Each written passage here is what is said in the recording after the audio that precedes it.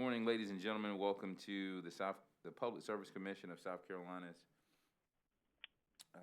hearing in docket number 2020-125E, Dominion Energy South Carolina's application for rate adjustment, rate increase. Before we get started today, please join me in a brief moment of silence.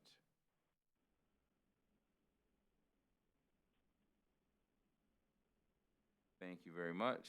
We'll take roll to see which commissioners are with us today. We'll start with District 1, Commissioner Williams.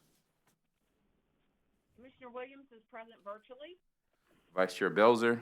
Belzer's present in the hearing room. Commissioner Caston. Caston present in the hearing room. Commissioner Irvin. Present virtually. Commissioner Thomas. Present virtually. Commissioner Powers. Present virtually. And Chairman Williams is present here in the hearing room. All right, today is the first day of testimony. Before we get started with our testimony, are there any preliminary matters that we need to take up from the parties? Good morning, Mr. Chairman. This is Chad Burgess for Dominion Energy South Carolina, and there is one point that I wanted to raise with the commission, or just to let you know of, and that is there was a public witness last night, Miss Yolanda Telfair, and there was some difficulty she was having getting in touch with her. We did speak with her last night, so I wanted you to know that occurred. We've addressed her concerns, and I believe we've gotten Ms. Telfair squared away, so I wanted the commission to be aware of that. That's all I have, Mr. Chairman. Thank you very much, sir. All right, if there are no matters we need to take up, applicant, please call your first witness. Thank you, Mr. Chairman. Dominion Energy South Carolina calls Rodney Blevins, its president, to the stand.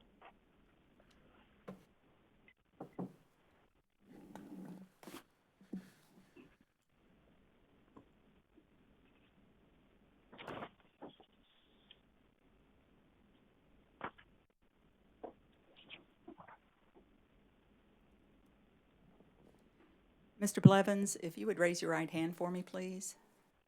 Do you solemnly affirm the testimony you're about to give will be the truth, the whole truth, and nothing but the truth? Yes, I do. Thank you very much. Thank you. Would you please state your name for the record? Philip Rodney Blevins. And by whom are you employed and in what capacity?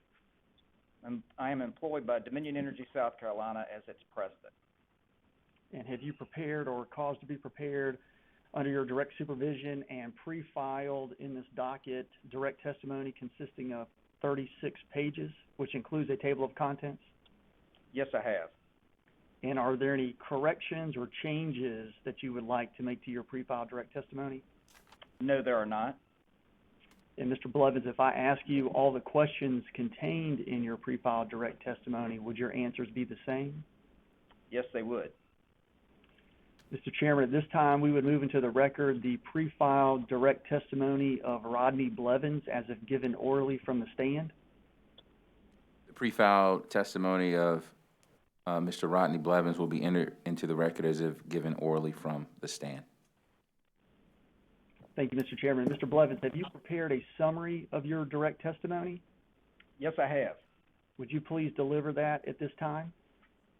Yes, I will. Good morning, Chairman Williams and members of the Commission. The purpose of my direct testimony is to provide an overview of this application as the proceeding, explain why DESC is seeking rate relief at this time, and provide a general overview of the integration of the companies. DESC filed its application in this case because what we charge does not reflect the full cost of providing service to customers. Our base rates have not been reset in 8 years, and even after the 7.75% requested rate adjustment, the typical retail customer bill will be less than it was in January of 2013, net of new nuclear charges, and much less with new nuclear charges considered. The present rate request is based on a 2019 test year, when the company's actual return on equity was 5.9%, 42% below the Commission's authorized return of 10.25%. This rate of return is far too low. It does not support our commitment to provide safe, reliable, and efficient electric service to our customers, and it is not consistent with the goal of operating as a financially stable, strong investment-grade utility that benefits customers and what the Commission ordered in the merger order for us to create. There are certain key drivers in this request. The last test period ended on December 31, 2011. Since then, the company invested over $3.2 billion to replace equipment that has reached the end of its useful life, to expand and rebuild systems making them more resilient against storms, to protect against cybersecurity and physical security threats, and to ensure that its electrical system can meet mandatory federal reliability standards and, importantly, customers' reliability expectations. We added the generation, transmission, and distribution capacity needed to serve over 80,000 new electric customers, which is more than 10% of the total served today, and connected enough renewable resources to the system to rank Dominion Energy South Carolina second among the 13 largest utilities in the Southeast in solar watts per customer. The company also invested capital to meet increasingly stringent environmental standards. These investments and the resulting growth in rate base are the single largest driver in the current rate request. The other drivers in the rate request include increased depreciation expense, increased state and local taxes, the need to fund a storm damage reserve, the expense of vegetation management, and the need to begin to amortize deferred costs. Approximately $100 million of those deferred costs are proposed for rate treatment in this proceeding. The current request amounts to an annual increase of less than 1% per year since rates were last adjusted. Over the same time period, inflation in the United States economy, as measured by the Consumer Price Index, was approximately 14%, which is 40% higher than the increase requested here. Despite the inflationary pressure, the company has been able to offset a significant amount of the burden. Nonetheless, the financial data indicates an increase is warranted. Absent from this rate request are any of the costs of constructing VC Summer Units 2 and 3. In the merger, we committed to providing safe, reliable, and efficient delivery of affordable energy to customers and to supporting the communities we serve. We are fulfilling those merger commitments as RRS acknowledges. In 2019, we achieved record safety and reliability performance measures. We laid the groundwork for installing advanced metering infrastructure throughout our system.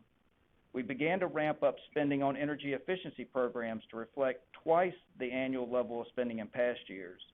And we improved customer service through the deployment of new technology as well as web and mobile applications that give customers greater information and control.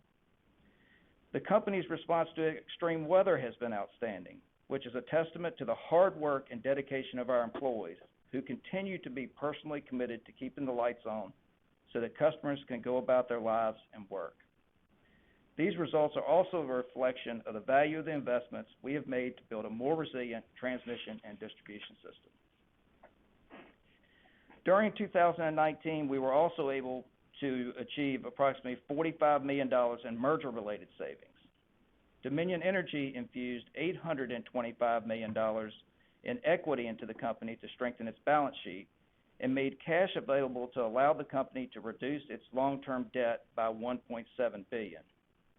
The resulting capital structure includes an equity component of 53%, well within the merger order authorized 50 to 55%, and the company now has an investment-grade credit rating. The company continues to implement and invest in programs and initiatives to operate as a socially responsible utility. As a part of the merger, Dominion Energy made a 5-year commitment to invest an additional $1 million a year in charitable giving above the pre-merger level of $3 million. That commitment was exceeded in 2019 with $6.5 million in South Carolina, including a $2.5 million donation to support the design and construction of the International African American Museum in Charleston, one of the single largest donations in the company's history.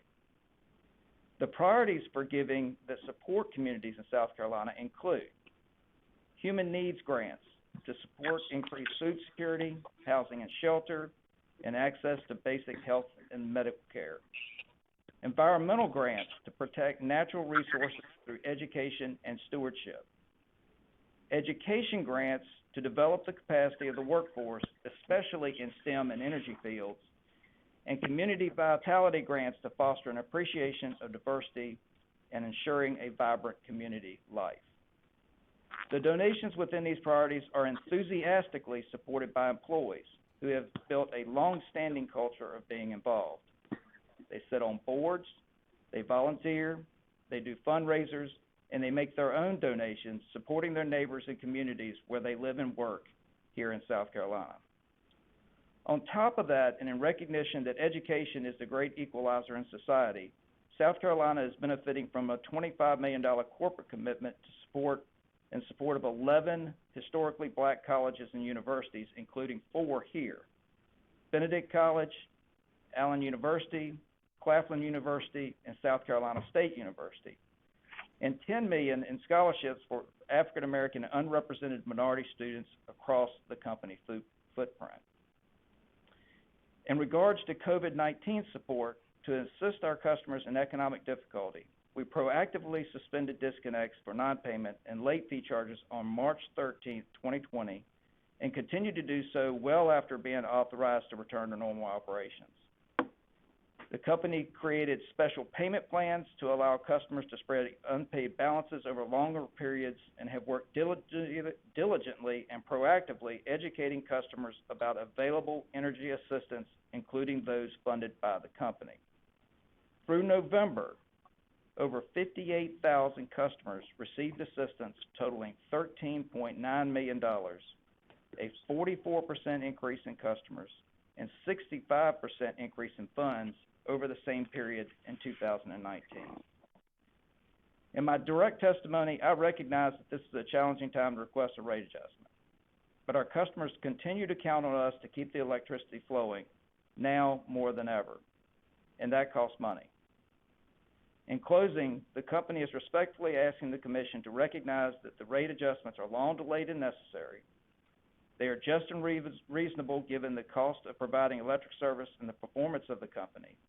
The necessity for the case was known at the time of the merger, and the amount is no more than is necessary. For these reasons, DESC respectfully requests the Commission approve the application. That concludes my summary. Thank you, Mr. Blevins. Have you also prepared or caused to be prepared under your direct supervision rebuttal testimony consisting of 8 pages, which was pre-filed in this docket? Yes, I have. And are there any changes or corrections that you would like to make to your rebuttal testimony? No, I would not. And if I ask you all the questions contained in your pre-filed rebuttal testimony, would your answers be the same? Yes, they would. Mr. Chairman, at this time, we would move into the record the pre-filed rebuttal testimony of Rodney Blevins as if given orally from the stand. The pre-filed rebuttal testimony of Mr. Rodney Blevins will be entered into the record as if given orally from the stand. Thank you, Mr. Chairman. Mr. Blevins, have you prepared a summary of your rebuttal testimony? Yes, I have. Would you please deliver that at this time? Yes, I will.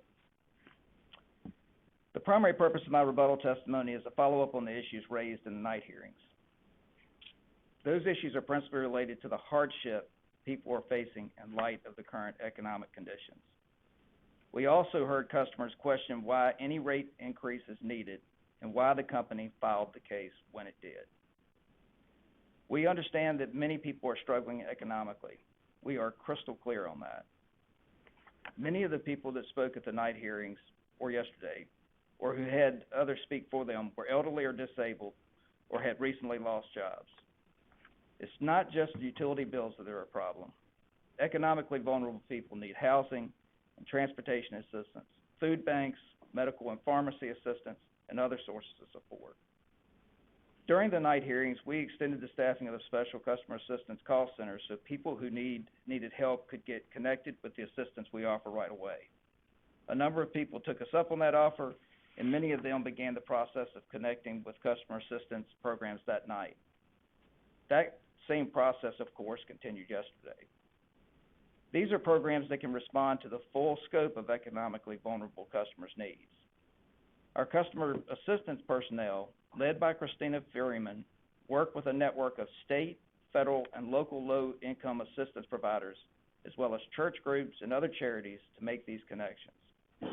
They also administer programs that are sponsored by the company and its employees. We are continuing that process for the hearings this week, and I and my leadership team have and will continue to listen to those as we did in November. We have been sensitive to the disruption caused by the pandemic, seeking throughout options to help customers, including the lengthy period of no disconnect, no non-payment penalty policy covered in both my direct and rebuttal testimony.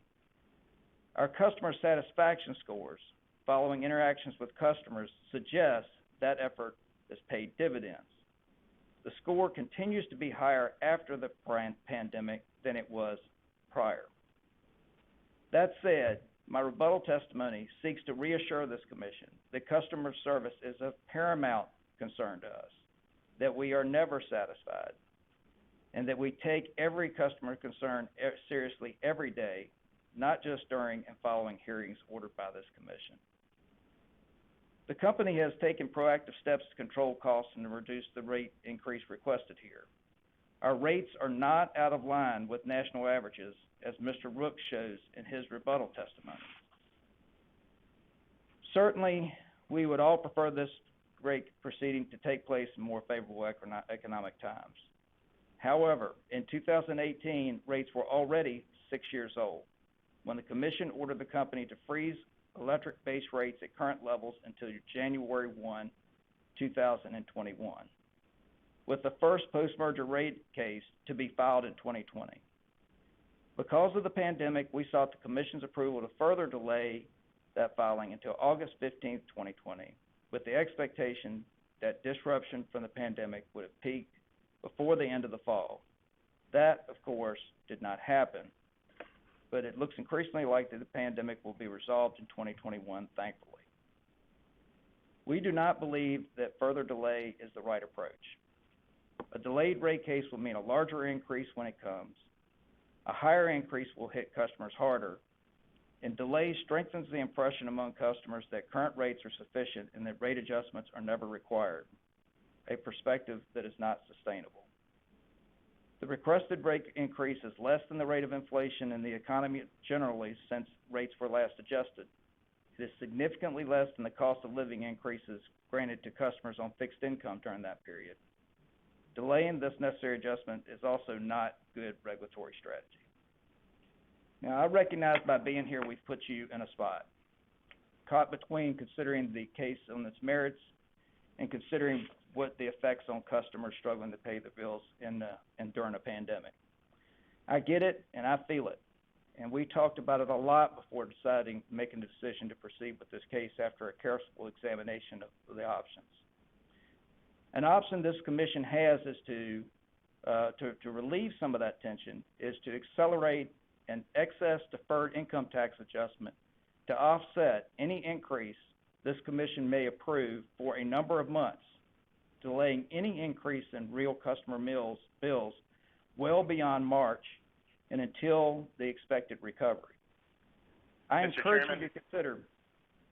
Mr. Chairman, this is Andrew Bateman with the Office of Regulatory Staff. It's entirely possible that I'm missing this in Mr. Blevins' testimony, but I would ask them to help me by pointing to the aspects of his testimony in which he discusses this, please. Mr. Chairman, Mr. Blevins is free to give his thoughts and impressions to this commission, and he is explaining to the commission an alternative that is available to this commission for the benefit of customers. I would think that anybody that would be interested in hearing this would certainly be ORS, and most definitely the commission. So I would just ask that Mr. Bateman just give us a minute or two, let Mr. Blevins finish his statement, and then he's certainly welcome to ask any question that he may have of Mr. Blevins.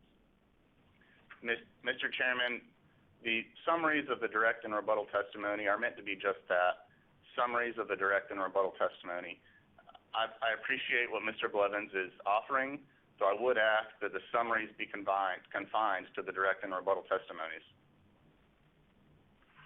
Mr. Chairman, if you'll just give Mr. Blevins another 60 seconds, and then I think he'll be finished.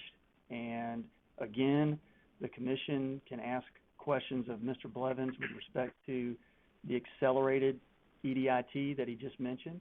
Mr. Bateman can ask questions of that.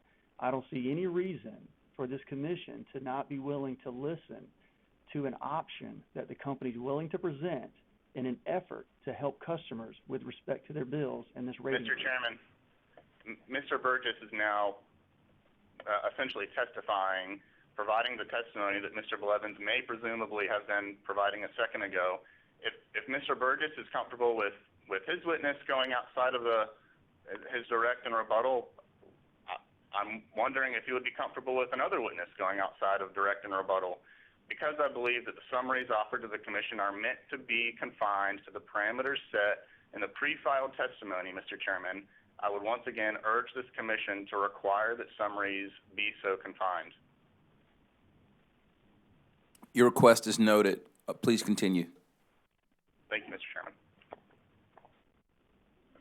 Please proceed, Mr. Blevins. All right, thank you. I encourage the commission to consider this option as you deliberate on this case, because it protects customers during the pandemic as it continues to persist, which we certainly would support. Witness Griffin can provide more details on the options if you're interested in learning more. And finally, I'll say we are honored by the opportunity to reintroduce our company to you in this proceeding. As evidenced by my testimony, I'm very proud of what the employees in Dominion Energy, South Carolina have accomplished. That concludes my summary. Thank you, Mr. Blevins. Mr. Chairman, Mr. Blevins is available for cross-examination by the other party's record, and he's also available to take any questions that the commissioners may have. Thank you.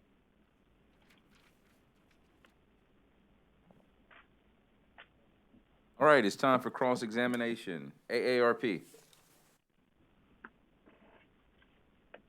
No questions, Your Honor.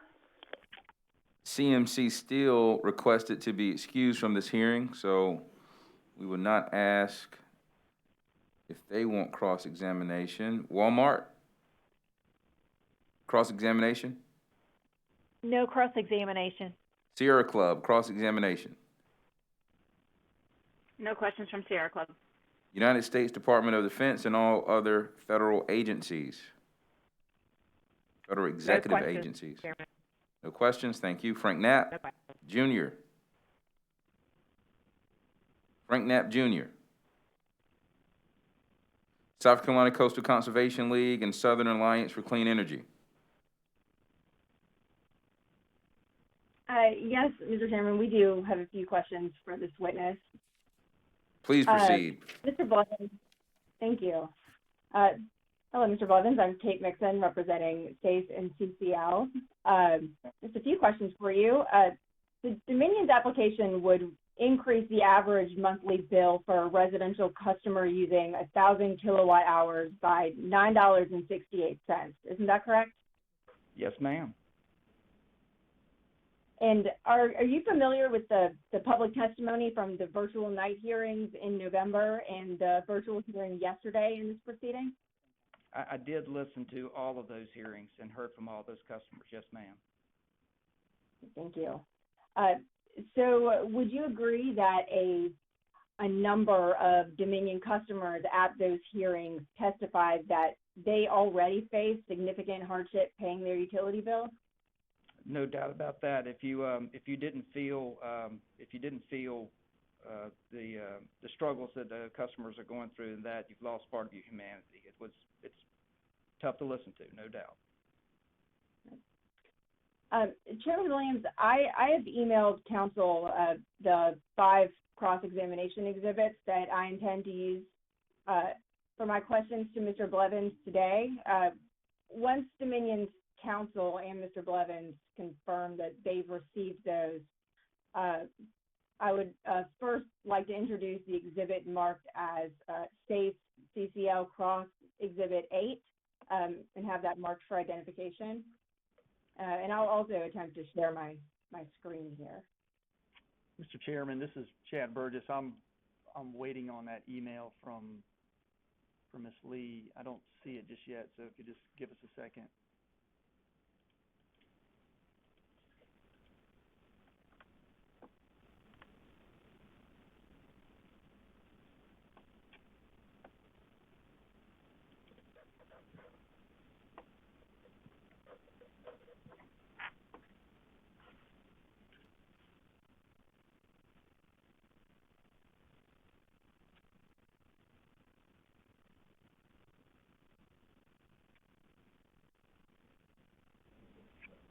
Okay.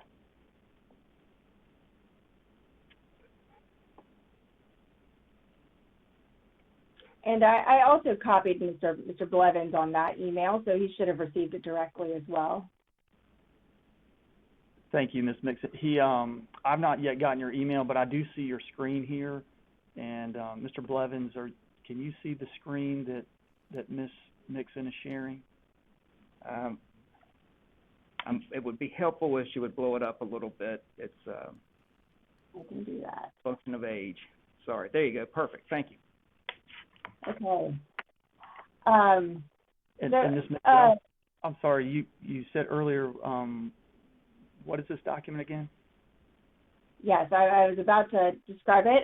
So this is an aggregation of demographic data collected by the U.S. Census Bureau, and particularly 5-year data collected from 2014 to 2018 on a variety of, again, demographic information aggregated by the zip codes in Dominion's territory, which Dominion has provided for us in a discovery response, as well as for a statewide data for South Carolina and nationwide.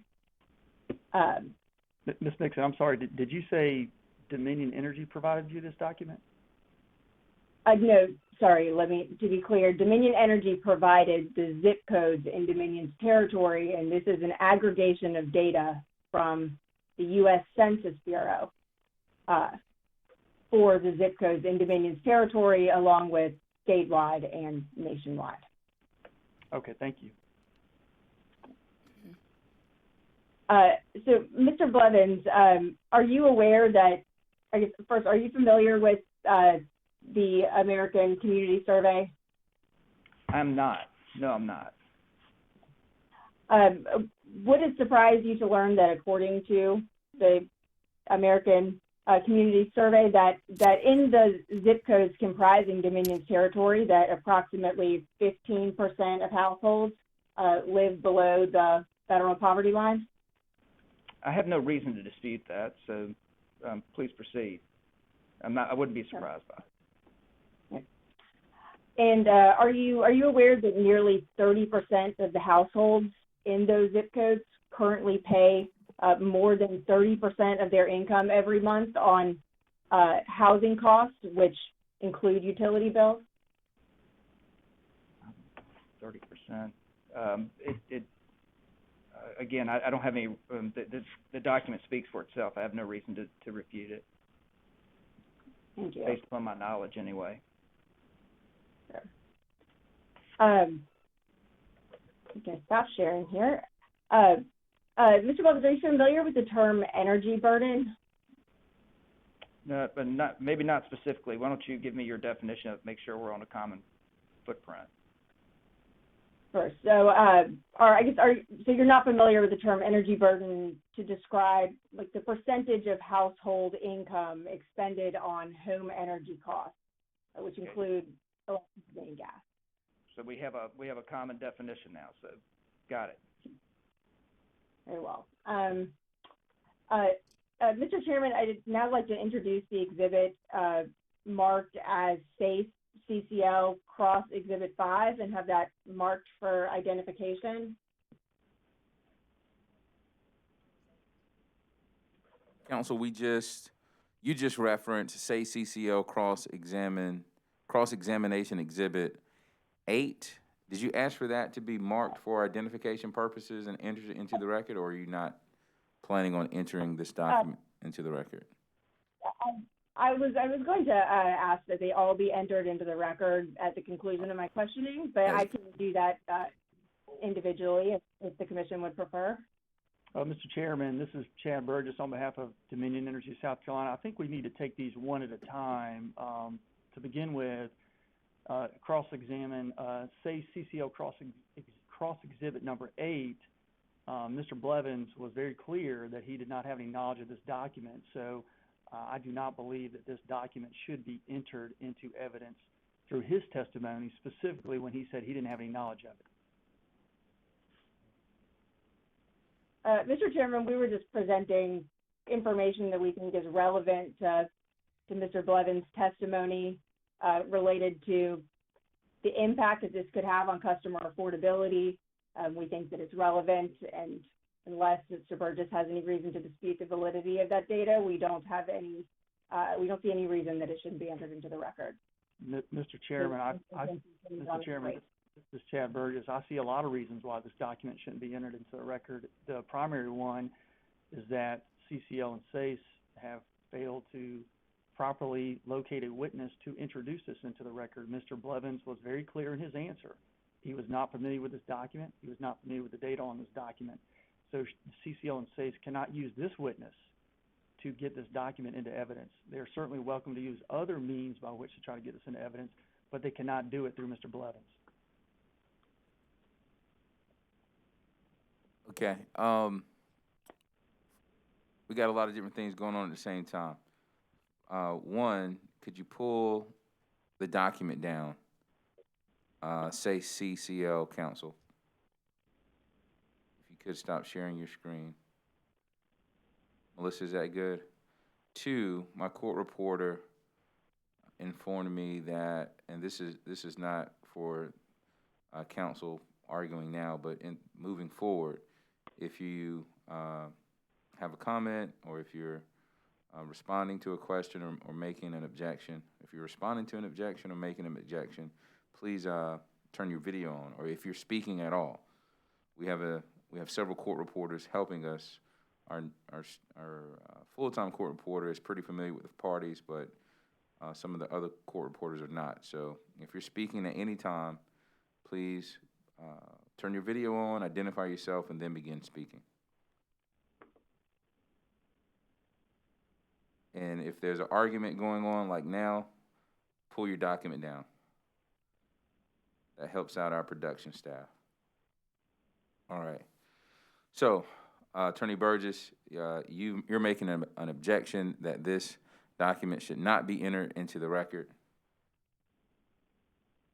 Yes, Mr. Chairman, that is correct. This document should not be entered into the record on the grounds that Mr. Blevins has clearly testified that he has no knowledge of this. He did not prepare this document, and he is not the proper witness by which to use as the vehicle to introduce this document into the record. All right. And say CCL counsel, your response to Attorney Burgess's objection. Thank you, Mr. Chairman. We think this is publicly available information that is relevant to Mr. Blevins' testimony. He stated on the record that he had no reason to question the validity of the documents. We think that it should be entered into the record and considered on, the weight, on its weight. We think this is not an issue of admissibility.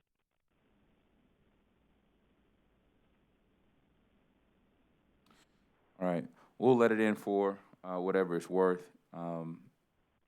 Say CCL cross-examination Exhibit 8 will be marked as such and enter into the record as hearing Exhibit 9. Thank you, Mr. Chairman. I would also like to move on to the document that I was just sharing, the exhibit marked as SACE CCL Cross Exhibit 5, and also have that document marked for identification. SACE, CCL, yes. Okay, and I'm going to Ms. share Mixon. my screen again. Attorney Mixon, our court reporter has a question for you. I apologize. Ms. Mixon, I have, of course, your hard copy exhibits here that you forwarded to us. Do you intend for me to distribute those at the time that you share your screen? Or to wait until you tell me so? If it would be more convenient, you're welcome to, it may be easier to go ahead and distribute the copies to the commission now. Okay, all of the copies that you, or just that one that we're on? For the sake of expediency, it may be easier to share all of them with the commission now, but we can again also take those one by one if you prefer to do that. Very good, very good. Thank you so much. Mr. Chairman, this is Chad Burgess for Dominion Energy South Carolina, and I just want to be clear for the sake of the record. I heard Ms. Nixon simply mark cross exhibit number 5. She has not entered that into the record. Did I hear that correctly? That's my understanding. Okay, thank you. I just want to make sure we're square on that. Yes, that is correct. So, Mr. Blevins, these maps are from the Department of Energy's low income energy affordability data tool. Are you familiar with this tool? I'm not familiar with that tool, but I am familiar with. I'm not surprised by the information on this, and if you're up for it, I can talk a little bit about my thoughts about energy burden on this. I did have a couple of specific questions for you, and just for the record, wanted to state this data shows the percentage of income that households spend on residential energy costs, as aggregated or shown here by census tract. So, Mr. Blevins, recognizing that this map is not limited to just Dominion customers, as a general matter, would you agree that looking at the map, that in a large portion of Dominion's geographic territory, that customers are spending more than 5% of their income on residential energy costs? Based upon our geography, yes, but there's a really good reason for that, Ms. Nixon. The geography where we are and the fuel source of choice for heating and cooling, of course, in different geographies, if you're in the Northeast, for instance, you'll have a different energy burden that some of it has nothing to do with the cost of most of it has nothing to do with the cost of the product. So if recognizing we're in South Carolina where we kind of get all the seasons, but we get a long, hot summer. It's famously hot in the Midlands. It's not surprising that a higher percentage of people are going to use more in order to keep themselves warm or cold. So the way I look at that, it just really increases the importance of us for maintaining reliable service because of the fact that climate is such a big piece of that. It really reinforces, in my mind, the need for us to be really good at what we do because customers depend upon us so much. Thank you. So I guess moving to the next page of this exhibit, do you see at the bottom here where this data is now filtered to show only customers living below 200% of the federal poverty line? I can zoom in here. You're going to have to do that. I'm sorry. That's okay. I understand. Not letting me scroll. Here we go. So SPL for federal poverty level, and then 0 to 100, 100 to 150, and 150 to 200. So it only includes that subset of the data. Ms. Nixon, this is Chad Burgess for Dominion Energy South Carolina. There's a bar at the top of the page that is striking out what you're reading from, and I'm not sure Mr. Blevins can see that. So maybe if you could scroll a little bit and he can confirm what you just said, that what's written at the top of the page there. Sure. I was trying to show at the bottom of the page where it shows the limits that were set on the data, but at the top I have marked those as income levels less than or equal to 200% of the federal poverty level by census tract.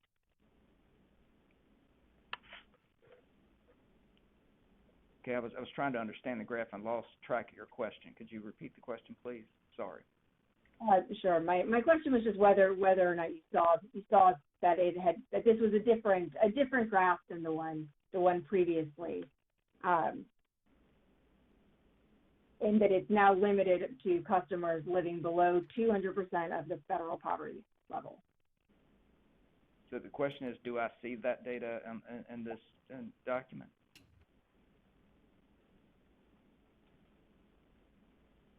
Is that correct? Yes, that's correct. I see that. Yes, I see that on this graph. Right. And do you also see where the scale is now changed up at the top? So the dark blue now shows customers who pay more than 15% of their income on energy costs. So the point here is that the people are struggling to pay their bills within our territory. Which I'll tell you, the witness that follows me, Witness Freeman, is eminently qualified to talk about this, but I've been in this industry for a third of a century, and I've never seen customer assistance done at the quality it's done at Dominion Energy South Carolina, and this is part of the reason why, is that there's need, there's ample need, and there's tremendous effort on the part of our company, and I think you'll be wise to talk to Witness Freeman about what we do in this area to help these customers that are struggling. Thank you, Mr. Blevins. So would you agree that any proposed rate increase would have a disproportionately large impact on this subset of customers that are already paying more than 12% of their income on energy costs?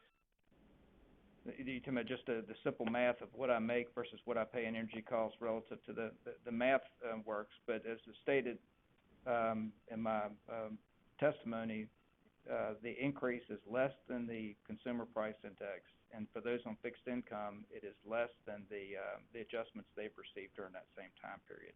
And again, rates have not been adjusted in 8 years.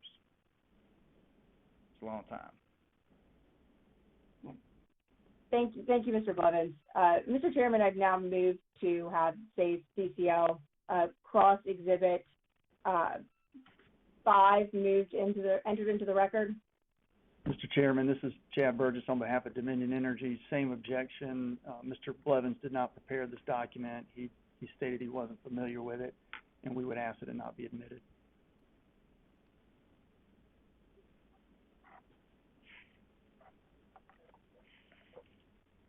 Mr. Chairman, I have the same response as I did for the previous document. We think this is relevant to Mr. Blevins' testimony.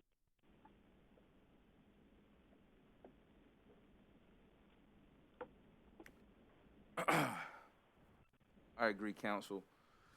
Say CCL cross exhibit 5 will be entered into the record as hearing exhibit number 10.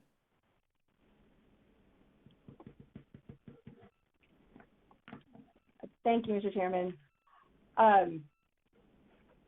If it would be okay with the commission, I would now like to introduce 2 exhibits pre-marked as SAFE CCL cross exhibit 6 and cross exhibit 7, and have those marked for identification and entered into the record.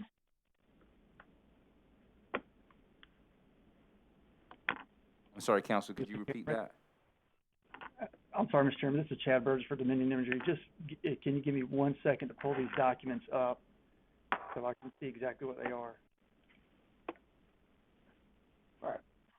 Cross exhibit 6 is Dominion's response to a data request from SAFE and CCL, specifically that's data request 1-8. and Cross Exhibit 7 is also a Dominion response to a Department of Consumer Affairs data request 1-30. Okay. Mr. Chairman, this is Chad Burgess again for Dominion Energy. Thank you, Ms. Mixon, for pointing that out to me. We don't have any objection to these two documents.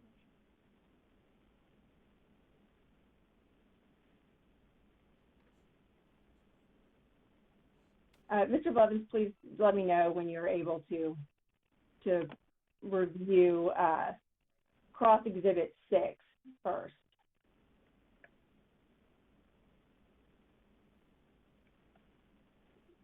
Do you have that document in front of you? I do not. Are you sharing your screen? Oh, I'm not. I can. 1 second.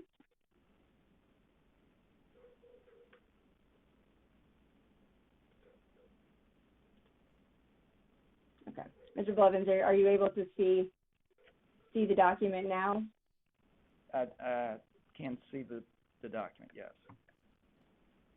And do I need to zoom in for you to be able to read it?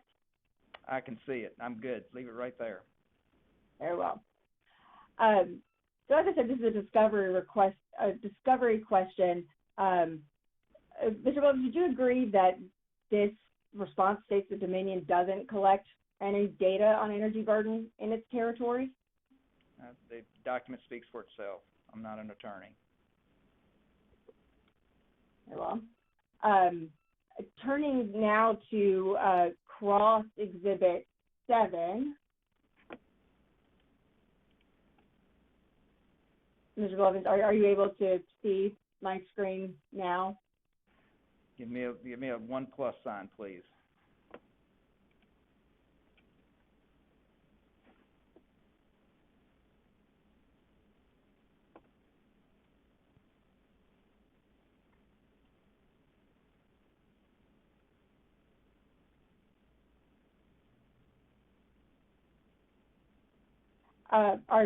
Please, can you confirm for me that you're able to read this now?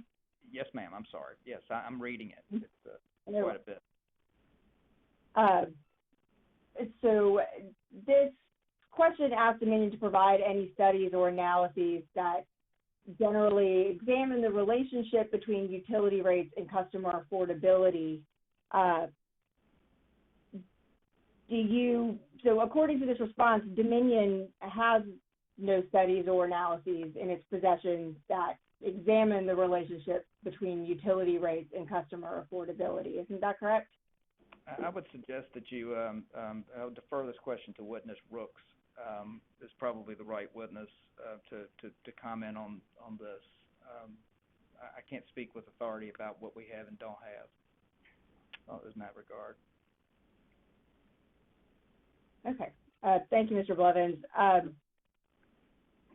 So one more exhibit that I have, Mr. Chairman, I'd like to introduce SAE CCL Cross Exhibit 10 and have this marked for identification and entered into the record. And this is Dominion's response to data requests from SAFE and CCL, specifically for data request 1-4.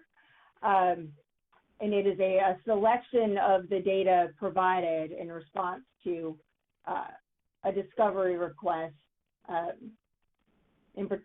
I'll go ahead and actually share. All right, Council, so you requested, before you go to the next exhibit, you requested that SAE CCL Cross Exhibit 6 be marked and entered into the record, or just marked? Marked and entered in the record. Thank you, Mr. Chairman, for the reminder. All right, and Dominion Council, you have no objection to that, correct? Yes, Mr. Chairman, that's correct. No objection to Cross Exhibit 6, and we also don't have any objection to Cross Exhibit 7 either. Okay, so SAE CCL Cross Exhibit 6 and SAE CCL Cross Exhibit 7 will be marked as a composite exhibit and entered into the record as hearing exhibit 11. Thank you, Mr. Chairman.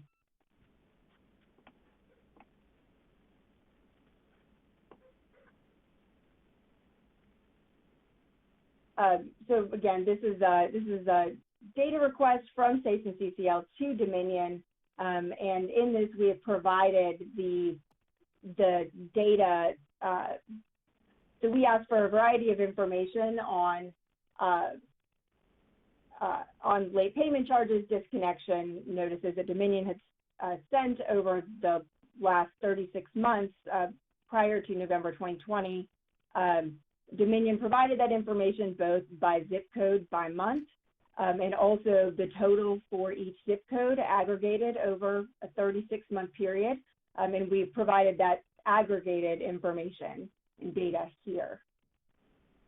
And would again ask that this exhibit be entered into the record as well. Mr. Chairman, before you enter that into the record, I just have one. This is Chad Burgess again for Dominion Energy South Carolina.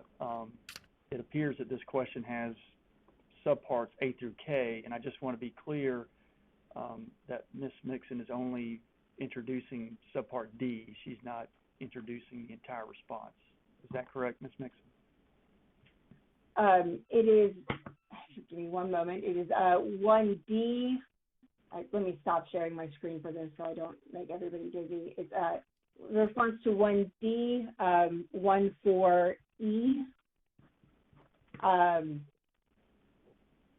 14F, I and J, which were provided together related to write-offs, and the response to 14K. Okay, thank you, Ms. Mixon. I just wanted to clarify that it wasn't the entire response. Yeah, thank you. Mr. Chairman, this is Chad Burgess again. I don't have any objection to this coming into the record.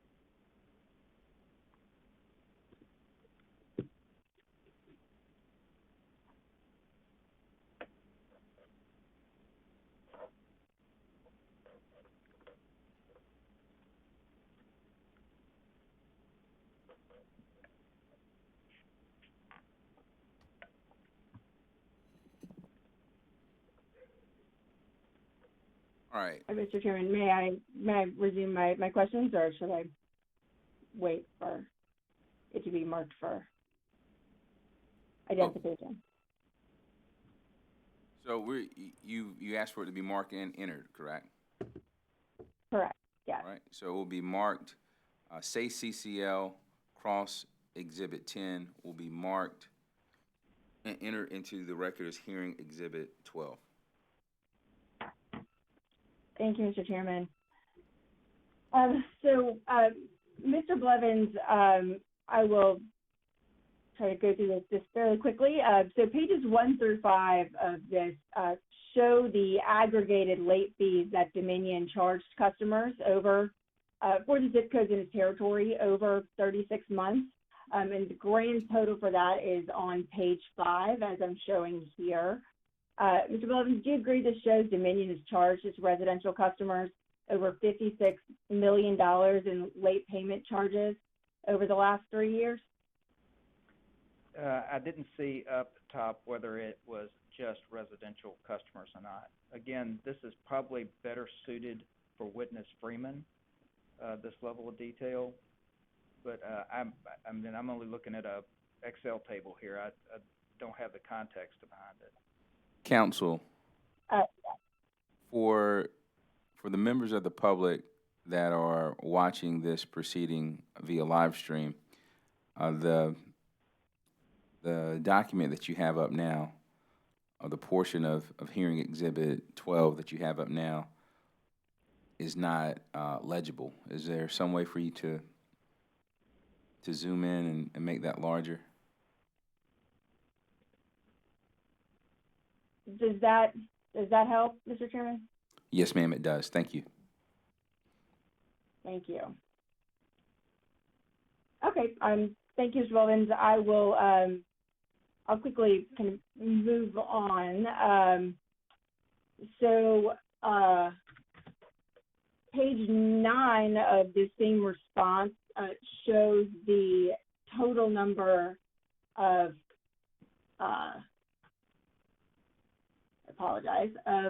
disconnection notices that Dominion has sent. So do you see where this says that Dominion sent over 2 million disconnection notices over a 3-year period? Again, I'm looking at the bottom of an Excel spreadsheet. I don't have the context of the whole answer, but I see the number 2 million in the grand total line. Yes, I see that. Okay. And just to confirm, this is just residential customers. And just lastly, so disconnections for non-payment. This shows that Dominion disconnected 126,676 residential customers for non-payment over the last 3 years. Is that correct? Same comment. I'm looking at Excel spreadsheet. I'll tell you this: I'd be just fine in the next 3 years if we don't have any late payment charges, don't have any disconnections. It'd be a wonderful thing for our economy if we make that come true. It's not I don't look at that as a sign of pride or a sign of success. I see that as evidence of the fact that there are a lot of people struggling, and we're trying to help as best we can, whether it's through resources that we can bring to the table as a company or whether connect them to outside resources. Thank you, Mr. Robinson. Do you agree that being disconnected for non-payment of their Dominion bills and late payment fees are indications that customers are unable to currently afford their utility service? I think it's clearly a sign that customers are struggling. Let me give you the converse, though. Let's just say we don't cut people off, and they build extraordinarily long-term balances. These balances for which there's no resource that can help them. That's not a good outcome either. So, it does signal that customers are struggling, but it's not a surprise to any of us. We know that, and that's why we work so hard with our customer assistance groups to try to help these customers. And one of the things I heard in the night hearings that I've been thinking about quite a bit is a number of customers that clearly were struggling didn't know that we provide assistance, the level of assistance we do, and been thoughtful about making sure that we get that message out more to customers, particularly those that listen to this live stream, that if you're struggling, call us so we can help you, or we can connect you to help. It really was worrisome to me when I heard customers calling into the hearings that was not aware of the type of resources available to them. Thank you, Mr. Blevins. Would it surprise you to learn that Dominion disconnected over 9,000 customers in September and October 2020? That sounds about right. Thank you. And Governor McMaster asked Dominion not to bring this rate case due to the COVID pandemic. Isn't that correct? I received the governor's letter, yes. And in that request, we met with the governor after that, by the way. That's what you do. But yes, I did get the letter. Thank you. And in that request, he stated that Dominion is on track to issue one of its largest years of shareholder dividends in recent history. Isn't that correct? I don't know. I can't speak with authority about that, Ms. Nixon, because I'm thinking we changed our dividend policy recently, and I don't know what's a fiscal year thing, but the dividends will be less going forward. But, to the extent it's a question about the viability of the company, it's been a good company to work for, and we are a viable company. Thank you. In this proposal, Dominion has not put forward any proposed rate designs targeted to low-income customers, such as a percentage of income payment program or a discount rate. Isn't that correct? And I don't believe there's the policy in South Carolina to subsidize one class with another. That's my understanding of it anyway. That would probably be best for Witness Rooks to talk about that directly. Would Dominion be open to the commission overseeing a stakeholder process for Dominion to explore affordable rate design options or bill affordability programs for low-income customers? Listen, we're open, in general, if it will help customers that are struggling. How could I ever say no to us being willing to talk about the things to help customers? Now, we can't be that cross. We have to be careful about that type of thing. But we're willing to talk about anything that helps customers that are struggling. Certainly. Now, we're in the middle of a advanced metering infrastructure project that's going to provide some functionality. In fact, I think one of the calls last night talked about a functionality they had with Cooperative, where they kind of a pay-as-you-go type of thing, and that functionality is coming. We've already put in over 100,000 of those meters. We're well on our way. So with that kind of functionality, I think it's going to open up some options automatically that are already on our roadmap that are going to give customers more options in terms of how they manage their use. Thank you, Mr. Blevins. That's all the questions that I have. Thank you, Ms. Miller.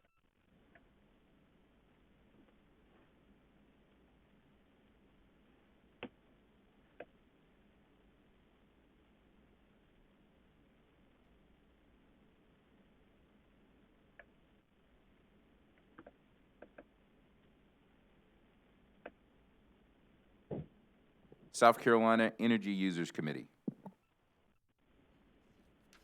No questions, Mr. Chairman. Thank you. Thank you, sir. Consumer Affairs, South Carolina Department of Consumer Affairs. Mr. Chairman, can you hear me? Yes, sir. Okay, great. Hi, Mr. Blevins. How are you? I'm doing fine. I hear you well today, by the way. Good, thank you. You got this headset on. Hopefully that'll improve things a little bit. Just a few questions. In your summary, you did mention that you recognize the current pandemic and easing the burden on customers, correct? Yes. Okay. I believe I lost your video. I'm not sure if everybody else did, but that's okay. Me. Mr. Blevins, we lost your video, sir. All right. It's not on my. I'll confirm you can still hear me, please. Confirmed. I can. All right. I'm going to stop and restart the video and see if it restarts on its own. There you go. We got you. Okay. That was all right. Well, I apologize. Please proceed. Okay. So again, in your summary, you mentioned that you recognize the current pandemic and things that could ease the burden on customers, correct? Correct. And you mentioned EDIT as something that the commission could do, correct? Correct. I believe that's an option that the commission could use to protect customers for a number of months beyond the implementation date of March. The way this process works out, the rate increases would take effect first increase in March. And sure. by using Sure. that, I'm sorry. No, that's okay. But there's also things the company could do voluntarily as well, correct? A number of things we have been doing. But you could delay. Could you delay? Could you delay any? Mr. Chairman, this is Chad Burgess on behalf of Dominion Energy. If Mr. Hall would just give Mr. Blevins a little bit more time to finish his answer before he moved on to his next question, I would greatly appreciate that. Thank you. I would appreciate that too, Attorney Burgess. So just ground rules here. Ladies, gentlemen, ask a question, give the witness opportunity to answer the question. To the witnesses, please don't become argumentative with the lawyers, and we can all get through this in peace, as much peace as possible, considering it's an adversarial process. But let's just be respectful of each other. Certainly. Thank you. Please continue, Mr. Blevins. I don't know where we left off at this point, but I think the last question you asked me is there things that we could voluntarily do to help customers consistent with my testimony. And my point was that we have done a lot. In fact, you'll hear a lot of that from Witness Freeman. There's been I think in times like this, the pandemic, there's a lot of innovation that goes on. People think differently about the same problems. The special payment plans came out of that. I'm proud of what we've done to try to help customers during this pandemic. And one of those things, you could delay the implementation of any rate increase, correct? Yeah, so the direct question comes in, why didn't you just delay this case, right? Is that not the direct question here? Well, or not even the entire case, but if the rate increase, if there was any type of rate increase ordered, you could choose to voluntarily delay that increase, correct? I don't know the legal answer to that, but effectively, the acceleration of the EDIT has that precise effect. It basically it makes where customers don't see any change in their real customer bills for a number of months past the March implementation. So well, there's been a lot of testimony about the EDIT, and I think we'll probably hear that later because the company has already taken one position on that. ORS has taken another position. So let's put the EDIT to the side for a second. Forgetting about the EDIT, the company could choose to delay a rate increase voluntarily, correct? Objection, Mr. Chairman. He's already answered that question. Mr. Chairman, I don't believe he answered the question. He mentioned EDIT. No. Sustained. I'm asking now, let's forget about EDIT. Yeah. Now, Objection. so forgetting about EDIT, could Objection they delay sustained. rate increase otherwise? Okay. The objection Blevins, is sustained. Please move on, counsel. thank you. Mr. Blevins, another option you have could be to phase in any rate increase, correct? I'm not trying to be argumentative, counsel. What I'm questioning is my understanding of this process is that we're on a defined timeline, right? That the commission has to. We have the hearing, but we filed our notice, we filed the order, we have all this thing. We're in the hearing now. The commission has to issue an order, and the rate's going to end at a certain date. You're asking me whether or not I know whether or not legally whether we can basically voluntarily say the order comes out in February and we're saying don't put the rates until July. I don't know if that's legally possible, and I'm not an attorney and I can't speak to that. Would you have the company considered that option? The company's considered all options, and what I would say is that we kind of looked at what all the options were and decided that not delaying the timeline we're currently on was the best option, given the options that we've already discussed that are available to the commission to consider. Have you discussed a phase-in of rates?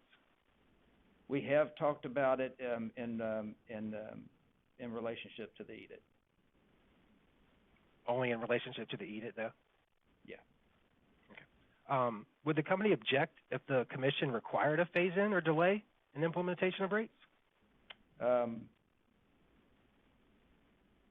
Of course, whether or not we would object to that depends on the nature of the overall order, right? So I think that's a way of saying it. I think these are unusual times, and we're looking to do what we can to help customers. But I think the best way to do that is through that unprotected EDIT, to go ahead and proceed with this. This is business as usual. It keeps South Carolina continuing business, but also allows us to protect customers. Okay. Thank you. That's all the questions I have.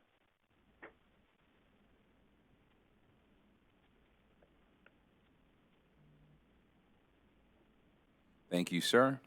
Office of Regulatory Staff. Yes, Mr. Chairman, let me get my video. There we go. Good morning, Mr. Blevins. I hope that you're well. Thank you, Mr. Walker. You as well. Thank you. I wanted to ask you a few questions about the accelerated EDIT idea that you and Mr. Burgess and myself discussed a few minutes ago. Just to be clear, the EDIT stands for the Accelerated Deferred Income Tax. Is that correct? Yes. And how long of a delay, you may have mentioned this in your summary, and I apologize if I missed it, but how long of a delay is a company proposing could occur using this accelerated EDIT? Of course, the commission could decide how to structure that. However, if the commission approves the order as the rate as requested, there's enough in the unprotected EDIT to cover the increase for 6 months beyond the March implementation date. That's Witness Griffin can provide more detail on that, but that's my understanding of it. Okay. What is the total dollar value of the EDIT which you have now proposed could be given back to customers? Witness Griffin can speak with more specificity, but for the order of magnitude, let's use $100 million. $100 million. So just to make sure I understand, based on what you proposed, 30 minutes ago or whenever it was, the company would give back $100 million of accelerated EDIT funds. Is that correct? We are accelerating the EDIT, which means that they get it back sooner and use to offset the results of this hearing. That's right, but the quantification, the figure which you're proposing to be accelerated and given back to customers is $100 million. Is that correct? It could be up to that. It doesn't necessarily. There's plenty of reason not for it to be all that. Maybe even a better choice would be not to do all of it and allow the rest of it to roll off over time, by its current schedule. Do you know the figure of accelerated EDIT which currently exists? I do not. That would be a good question for Witness Griffin. Okay. Well, Mr. Blevins, you testified to it earlier, so would it surprise you to learn that the exact figure is $121,669,000? Is that unprotected and protected, or just the unprotected? This is the unprotected EDIT. Okay. That's consistent with, I said, in the range of $100 million. I realize it's $21 million, but that would not surprise me. And just to be clear, you stated that it would be a max of $100 million. So the company may actually be proposing to give something less. Is that correct? It stands $121 million in there now. And the commission wanted to use that to accelerate to offset the rate increase. No reason why they couldn't choose to do 80, 100, or all 120. That's as I understand the accounting. Again, Witness Griffin would be better to answer that question. I understand that it's within their jurisdiction to make that decision. But based on your proposal from a few minutes ago, you're proposing that a max of $100 million be accelerated back to customers to offset a rate increase for 6 months. Is that correct? I certainly didn't say it with that level of specificity, Mr. Walker. What I said was that faced with this, making a decision and increasing rates on customers in March. I get the tension with that, and that if the commission ruled on this case on its merits, made a decision, they could use this pool of money, whatever they wanted to basically offset that increase for a period of time to basically, based upon what we heard from customers. We heard from customers that they're struggling. They don't want a rate increase right now. They can't stand a rate. They could use this for a period of time until we get past this pandemic to help. I didn't get a specificity of whether we use 40, 60, 80, or 100% of it, or exactly what the number was. I'm representing the concept. Witness Griffin can provide more details on it. I like it because of the fact that it helps customers during the pandemic, and it allows us to continue with business as normal in South Carolina, which is what we do. Okay. Thank you, Mr. Blevins. And I certainly understand that Ms. Griffin may be able to provide additional details. I would like to ask you a few questions about it, though, because you introduced the idea a few moments ago. Mr. Blevins, is this now the company's proposal? Is this how the company is proposing the EDIT be treated? No, it was presented as an option, recognizing the challenges we face in this proceeding, and the challenges we're hearing from customers as recently as last night at 6:47 p.m. or whatever it was when the hearing ended. But to be clear, this is not actually the company's proposal. Is that correct? I'm not a lawyer. So if you're asking me about a technical term proposal, I don't know. If you're asking my opinion, I would say this is a really good idea of the commission. I would encourage the commission to consider this and use it for this purpose while they're deciding on this. If that's a proposal, great. If it's just my opinion, great. But it's my opinion and our opinion. This is a good solution to the tension that we're in. Okay, Mr. Blevins. But I am correct that the company's actual proposal, as outlined in the testimony of witness Naraki, and I apologize if I'm saying that incorrectly, but I believe witness Naraki, and the company's application, the company's actual proposal is to give back the accelerated EDIT over a period of 50 years. Is that not correct? You have to ask witness Naraki, but I would not be surprised if that were the case, because in the course of making a decision about whether or not to proceed with this case, I said we talked about all options. This was an option that came out when we were trying to solve against the interest of how do we help customers now that are struggling during the pandemic. And that has been more recent than any of the testimony, including mine. Thank you, Mr. Blevins. And also, to be clear, when you and I have been using the term give back, we may have been using that a bit inartfully, because these funds, the customers are entitled to them already, are they not? I haven't challenged that assertion. It's the learning for me was that we had the option for the unprotected portion to change the schedule at which those customers got it. That was welcome. So you would agree with me then that this about 121 million in EDIT are customer funds to which customers currently are entitled, correct? I don't dispute that. That's no dispute of that. Mr. Blevins, just one final question on the EDIT. Are you proposing that it be given back to customers through a decrement rider? It's an accounting term, and again, I'm not a lawyer, not an accountant either. But I have heard that term used as a mechanism to do that.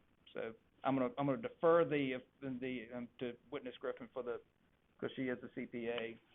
But I have heard that term used as a way of doing that. Yes. Thank you. And again, just to be clear, that's not actually the company's proposal. The company's proposal is that these EDIT funds be returned to customers over a period of 50 years, correct? I'm trying to recall what was in witness Naraki's testimony. I believe that's what's in her testimony. But again, I've represented a point of view today that I think is important.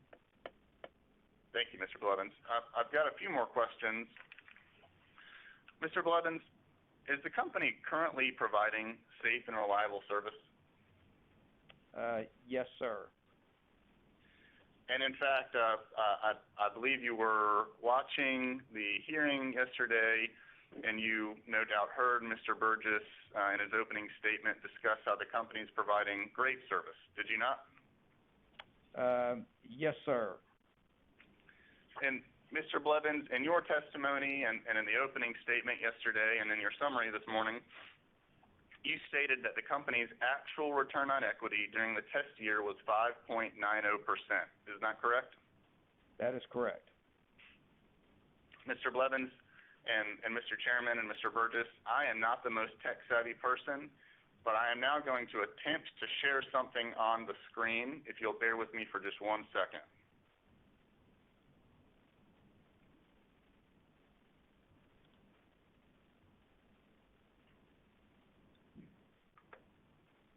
Mr. Blevins, Mr. Burgess, Mr. Chairman, do you all see this? I do see it. Thank you. Mr. Chairman and Mr. Burgess, do you all see this as well?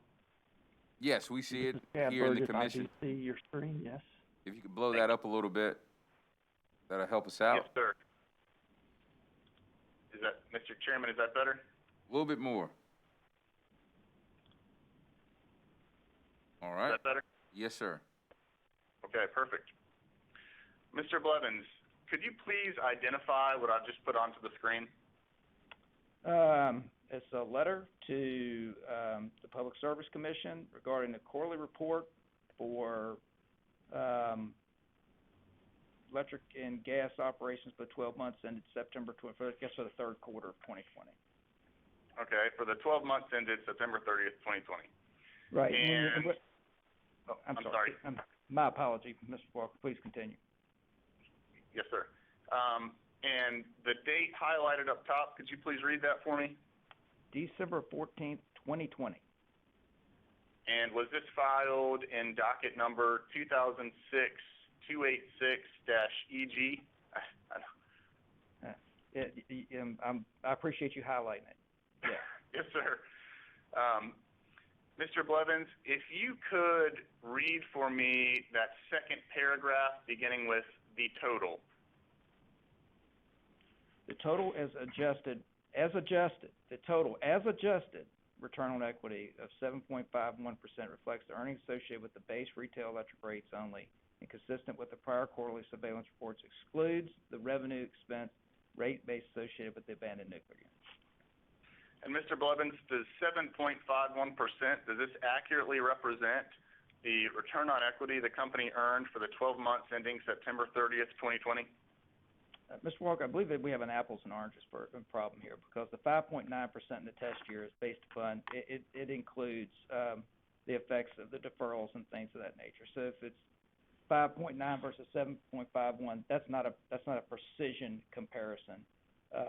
Witness Griffin, again, can provide more detail about what the difference is, what's the difference, but it's not a complete, it's a little bit of an apples and oranges comparison.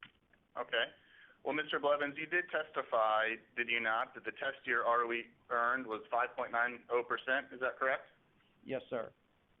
And am I correct in stating that what you have, or what the company has represented here, is that for the 12 months ended September 30th, 2020, the as-adjusted ROE was 7.51%? As adjusted ROE, as it is reflected here in the application, is the 5.9% includes other matters that are not necessarily reflected in this calculation of it. That's okay. I don't know the history on it, but I'm gonna have to assume that there's some history about specifically how it has to be calculated for this quarterly report. Okay. And I'm going to scroll down. This is the second page. And Mr. Blevins, would you please just let me know, this is the certification that you signed that the information in this quarterly financial report is accurate, correct? Yes, sir. That is correct. That is okay. my signature. I'm sorry? That is my signature. Okay. And Mr. Blevins, just one final thing. Please correct me if I'm wrong. The return on equity for per books adjusted for regulatory orders, 12.75%, and then we go over, we see the as adjusted return on equity was 7.51%. And then Mr. Blevins, if you could read that final highlighted section down there, just underneath that. All right, so let me do this. Yes, sir. For information purposes only, including DSM revenues and expenses, the total as adjusted ROE is 7.95%. Thank you, Mr. Blevins. And Mr. Blevins, I'm correct that during all of these times, the company was able and in fact did provide service, which Mr. Burgess described yesterday as great with these varying ROEs. Is that not correct? Providing safe and reliable service as an institutional pillar of this organization I'm proud to lead. So yes, we were able to accomplish this in the financials of the last year. Thank you, Mr. Blevins. I'm now going to attempt to unshare this with Pam McMullen's help. Up here.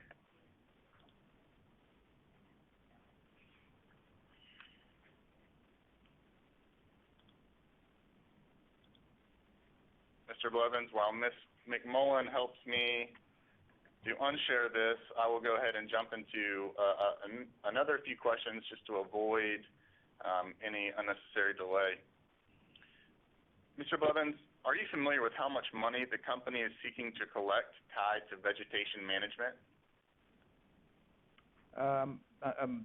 A better question for witness Kassam. So I'm not familiar with the precise number. Not on recall.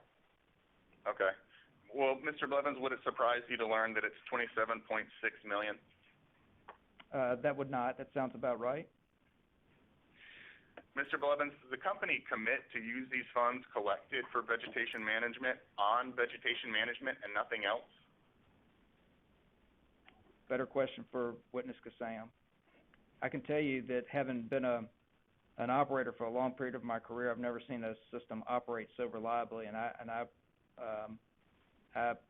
in large part attribute that to the strong recent vegetation management program that's been put in place here. Okay. And just to be clear, Mr. Burgess and Mr. Chairman, I think I have unshared the screen. I'd ask you to confirm it is back to normal. Confirm. Andrew, this is Chad. It looks normal to me. Okay, thank you, Chad.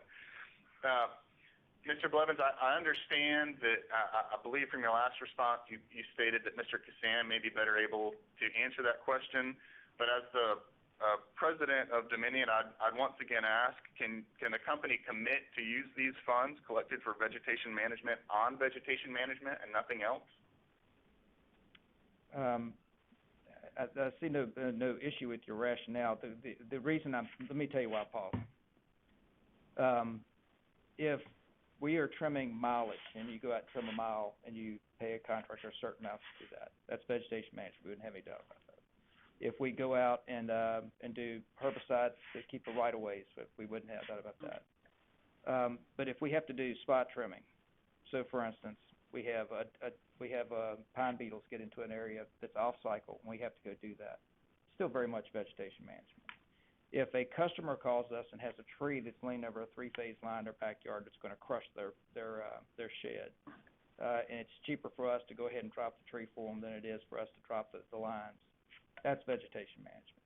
As long as you're including all kinds of things like that, it's that and related activities in it, we don't have a problem. Okay. I agree. Mr. Blevins, could you tell me how much of the increase sought by Dominion in this case is related to bonuses? I could not. So you do not know how much of the $178 million increase sought by Dominion is tied to what the company calls incentive compensation? Oh, you're talking about so in general, the incentive compensation included in the rate increase. I don't know the specific number. Are these bonuses or incentive compensation tied to the company's financial performance? They are. Witness Elbert is the right person to answer these questions, but there are financial components to it. The higher you go up in the organization, the more financial components, the lower you go in the organization. So, for instance, my goals include reliability, customer service, merger integration, gas damage prevention, safety, environmental, diversity and inclusion. I have a whole bunch of goals that way that are part of that seem like normal operations to me, non-financial. Okay. And I think you've answered my next question. You do have the potential to receive a bonus, correct? Correct. And is your bonus tied in any way to the outcome of this proceeding? Interesting question. No, absolutely not. No, it's not tied to the outcome of this proceeding at all. Okay. Mr. Blevins, on page 2 of your rebuttal testimony, you testified that you and your team were listening during the night hearings and that the public's concerns mattered to you, correct? Very much matter to us every day, not just during this proceeding. Do you think that it's difficult for your customers to understand that this rate increase includes bonuses tied to the financial performance of the company while they're struggling to pay their bills during a global pandemic? I think it's arguable. I think if you hear Witness Elbert talk about the fact that incentive compensation is part of our overall compensation plan for the company, in that the alternative is that we don't have any incentive to be efficient. and that would lead to greater inefficiency, which would, in the long run, is going to lead to higher customer bills. I mean, I believe that but I don't doubt that on a one-on-one conversation, one time, without understanding the depth of it, how all those things connect, that some folks would have trouble with that. Thank you, Mr. Blevins. No further questions. Thank you, Mr. Walker. Any redirect?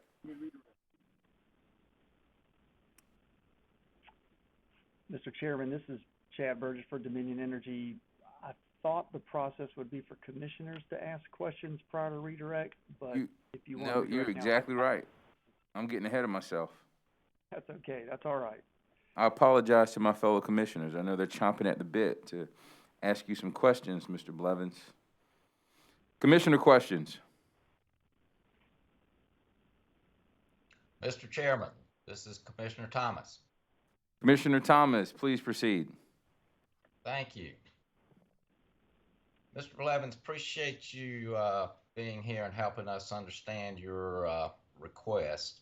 So I had a few questions for you. Just kind of looking ahead at the whole case, I'm wondering if you can tell me which company witness would be responsible for communicating with the debt rating agencies. That'd be witness Fetter. Setter? Yes, sir. Okay. And which witness, if any, would be responsible for communicating with the financial analysts? I think actually, I'll give you witness Griffin as our CFO. She has our side investor relations, and I believe witness Fetter also would have some insight. Will have insight into that as well. Okay. And which witness would be responsible for communicating with your rate of return and ROE witness? That would be witness Vanderweyde. Well, he is the witness. I'm assuming there's a company employee that communicates with him. I'm sorry, maybe I didn't understand the question. That who is the employee that is going to that interacts, or is the witness? Who is the employee that interacts with and communicates with the rate of return witness? I understand your question now. I apologize. So the employee, and you're obviously looking for another witness, or are you looking for just who's the person that worked with them in this testimony?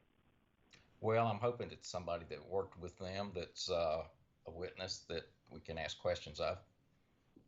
Okay. The best person is going to be witness Griffin. Okay. She's my CFO. Okay, very good. And which witness for the company would be the one that is responsible for preparing the 5-year financial plan? That would also be witness Griffin. Okay. And which company witness would be the one that's responsible for determining how the allocations of expenses and rate base may be appropriately allocated between states, if that's part of the process? A clarifying question. You're not asking about rate design. You're talking about between business segments of our company? Right. Witness Long, his testimony is about merger savings, but he'll be, say, witness Long and witness Griffin, both of those. Okay. So I have another question, and before I get started with the question, I would just like to make it clear that you and I have one thing in common that I'm aware of, and that is that neither one of us are attorneys. And so I may end up getting both of us real messed up by asking my question, but I'm going to try to walk through this anyway, if that's okay with you. Certainly, So thank you. I'm just thinking ahead and what may be coming up and just the whole big picture. And, I feel pretty sure that issues in connection with the rate of return and ROE and capital structure, along with the rating agencies and the regulatory environment, will probably all end up being important in this case. And I'm sure that you've heard the testimony from Senator Massey, Senator Young, and Senator McLeod. Plus, I'm sure you are aware that Senator Shealy was at the proceeding yesterday. And you've already indicated that you have heard from Governor McMaster and communicated with him. So part of the deal that I'm going through all of that is because one of the things that the rating agencies like to ask about and talk about is the regulatory environment. And from my experience, they're not just referring to the Public Service Commission. And basically, as you know, the General Assembly passes the laws and the regulations that we follow. And given the testimony that we've heard from the senators and your communication with the governor, do you think that it would be wise to cancel or postpone this rate increase request? We certainly talked about it. The issue is that this doesn't get better with time. That if we were to cancel it, when we came back, remember, rates are already 8 years old. We came back, it'd be a much larger increase, which would be altogether unwelcome. If we delayed it, this is already an 8-month process. Delay it how long? How long do you delay it? And ultimately decided not to recommend that because of the fact that we thought there were other options that will allow us to both continue with normal business, clean the slate, and allow us to start looking forward from this point, while at the same time protecting customers during a pandemic. That's how we got there. So we certainly talked about it.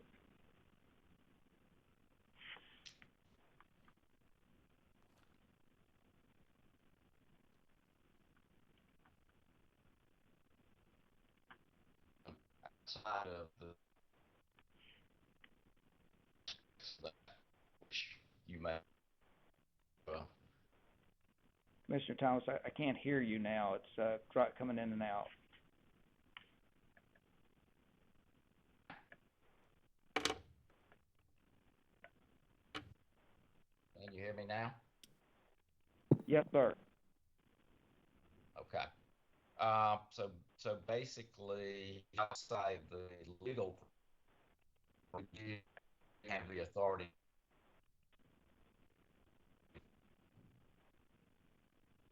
Again, we've I'm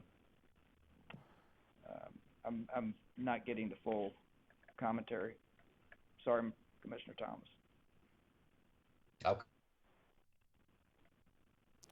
Commissioner Thomas, if you wouldn't mind maybe yielding your time to other commissioners who have questions, and then maybe we can come back to you once your feed clears up a little bit.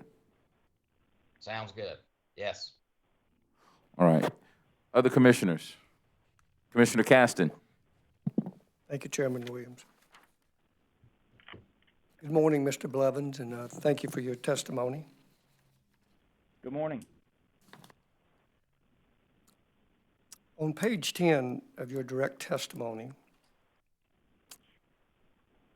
you stated that DSC has been able to offset a significant amount of inflationary pressure through careful management, efficiency improvements, cost-reducing technology, and merger savings. Relative to the careful management and efficiency improvements, can you cite an example or two? I mean, what is careful management?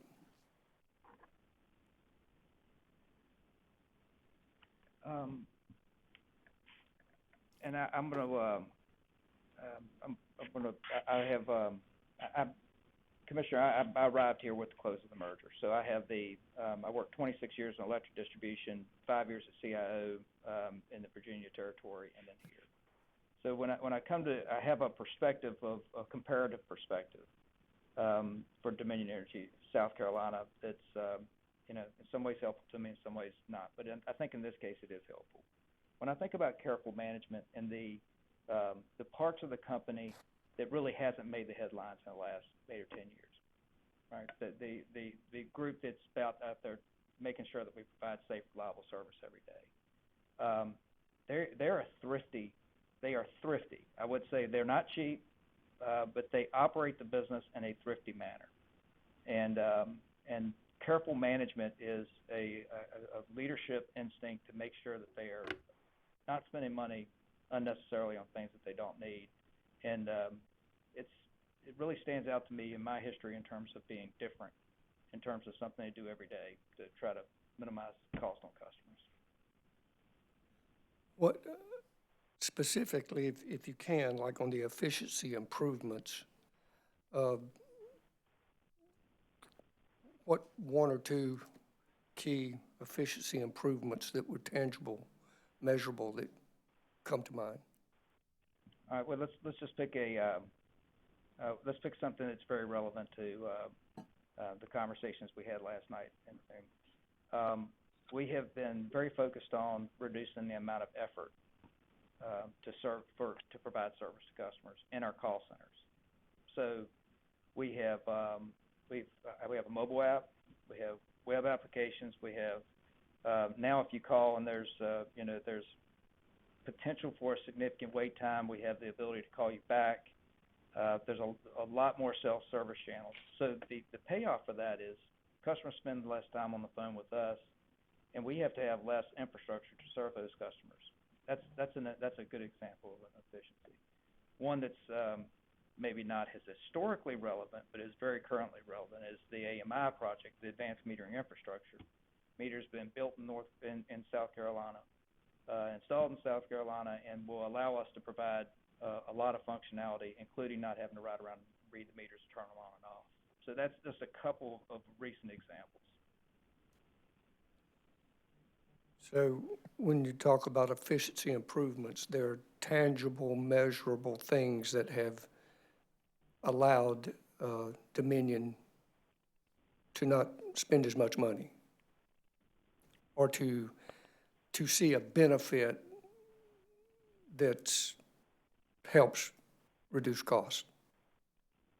Yes, sir. I think that's right. I would say, and then there's the offsets.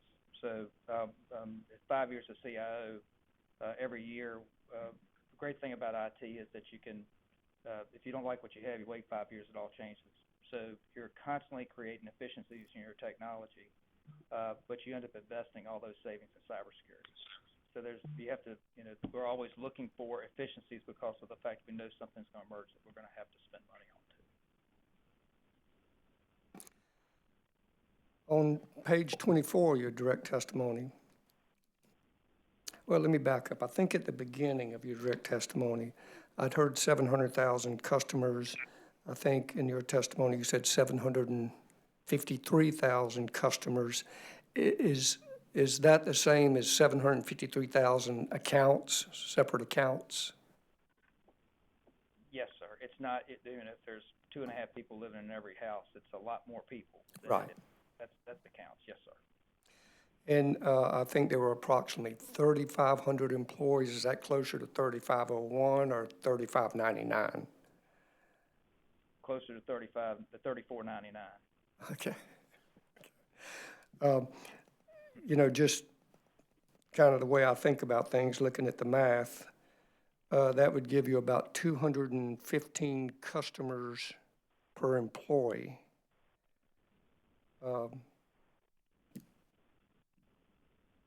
Do you know how that metric compares to maybe similar electric utilities? interesting. I don't know that I've ever looked at that metric. I know one thing that influences it. We've looked at, you have density, right? So if you think about it, if everybody has to have electric service, if you're very rural, 753,000 customers in Wyoming might be a whole lot of territory. So it matters because of the fact we typically, I haven't looked at the metrics lately, but you tend to look at line miles and things of that nature rather than customer count because density matters so much. The reason I asked or brought it up is, in my personal experience, at least I found that the three biggest costs that typically a utility has, say a water utility: people, power, and in our case, chemicals. Those three were our biggest costs. So until you could affect those, everything else was just kind of window dressing. Until you could affect those, it was, kind of difficult to do anything else. But when it comes to organizational performance metrics, what you measure, your key performance indicators, KPIs, how do you know if you're efficient? How do you know if you're doing well? What do you measure it against?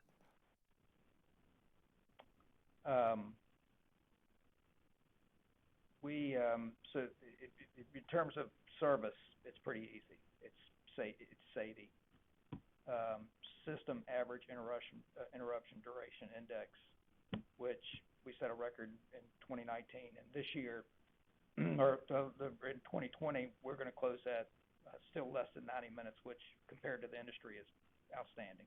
So reliability, safety, we have found as a company, excuse me, that as our employee safety performance has improved, pretty much rising tide lifts all ships, all of our other performance indices. And our OSHA metrics, we had less OSHA recordable injuries in 2020 than we've had in any year prior.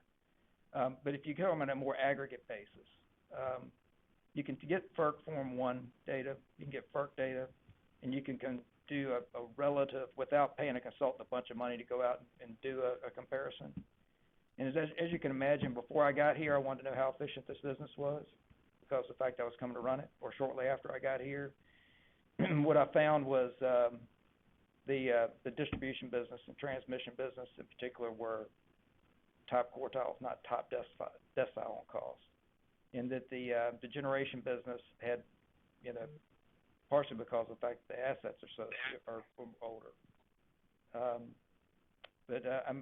We have the FERC data is probably as good a way to do benchmarking as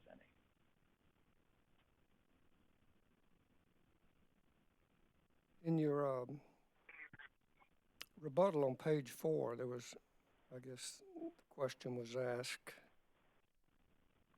Let's see. The SC's desk rates are out of line with national average. How do you respond? You said this is not the case. Mr. Rooks provides a comparison of customers' bills, national and regional averages, which I, looked at also. And I think when you looked at the South, I think it was South Atlantic,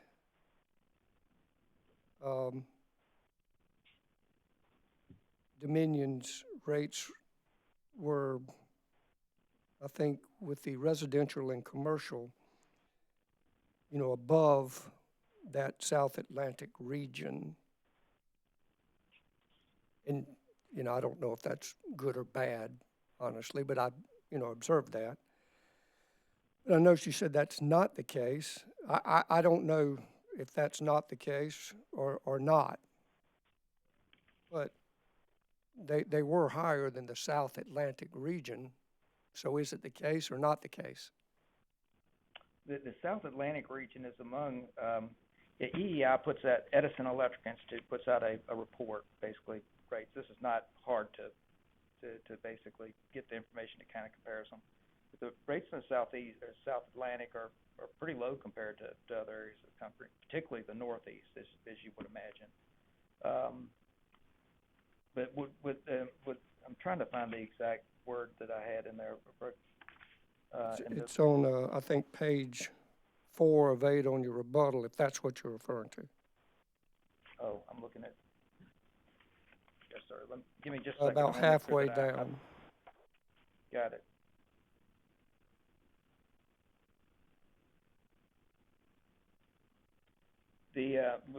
Basically that's with national and regional averages. So the point to try to refute here is that some folks look at for instance, we had the conversation earlier this morning about energy burden. And customers use more electricity in South Carolina because of the climate we're in, because electricity is a larger energy source of choice for them to do both heating and cooling. And some folks have conflated that to basically say our rates are the highest in the nation, which is clearly not the case if you look at the plain facts of the fact that I'd have to look at the South Atlantic data from the EEI report, the winter EEI report. You may be right about that. We may be higher than the South Atlantic, but we're clearly well in the right about not being anywhere near the highest in the nation, without a doubt.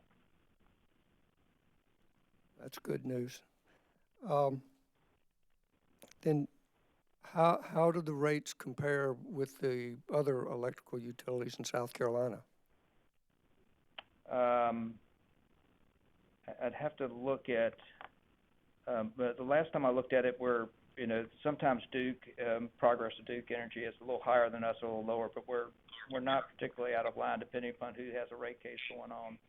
I believe Santee Cooper in their distribution territory is a little bit less, and then the cooperatives I think are a bit all over the board, some significantly more, some maybe a little less than us.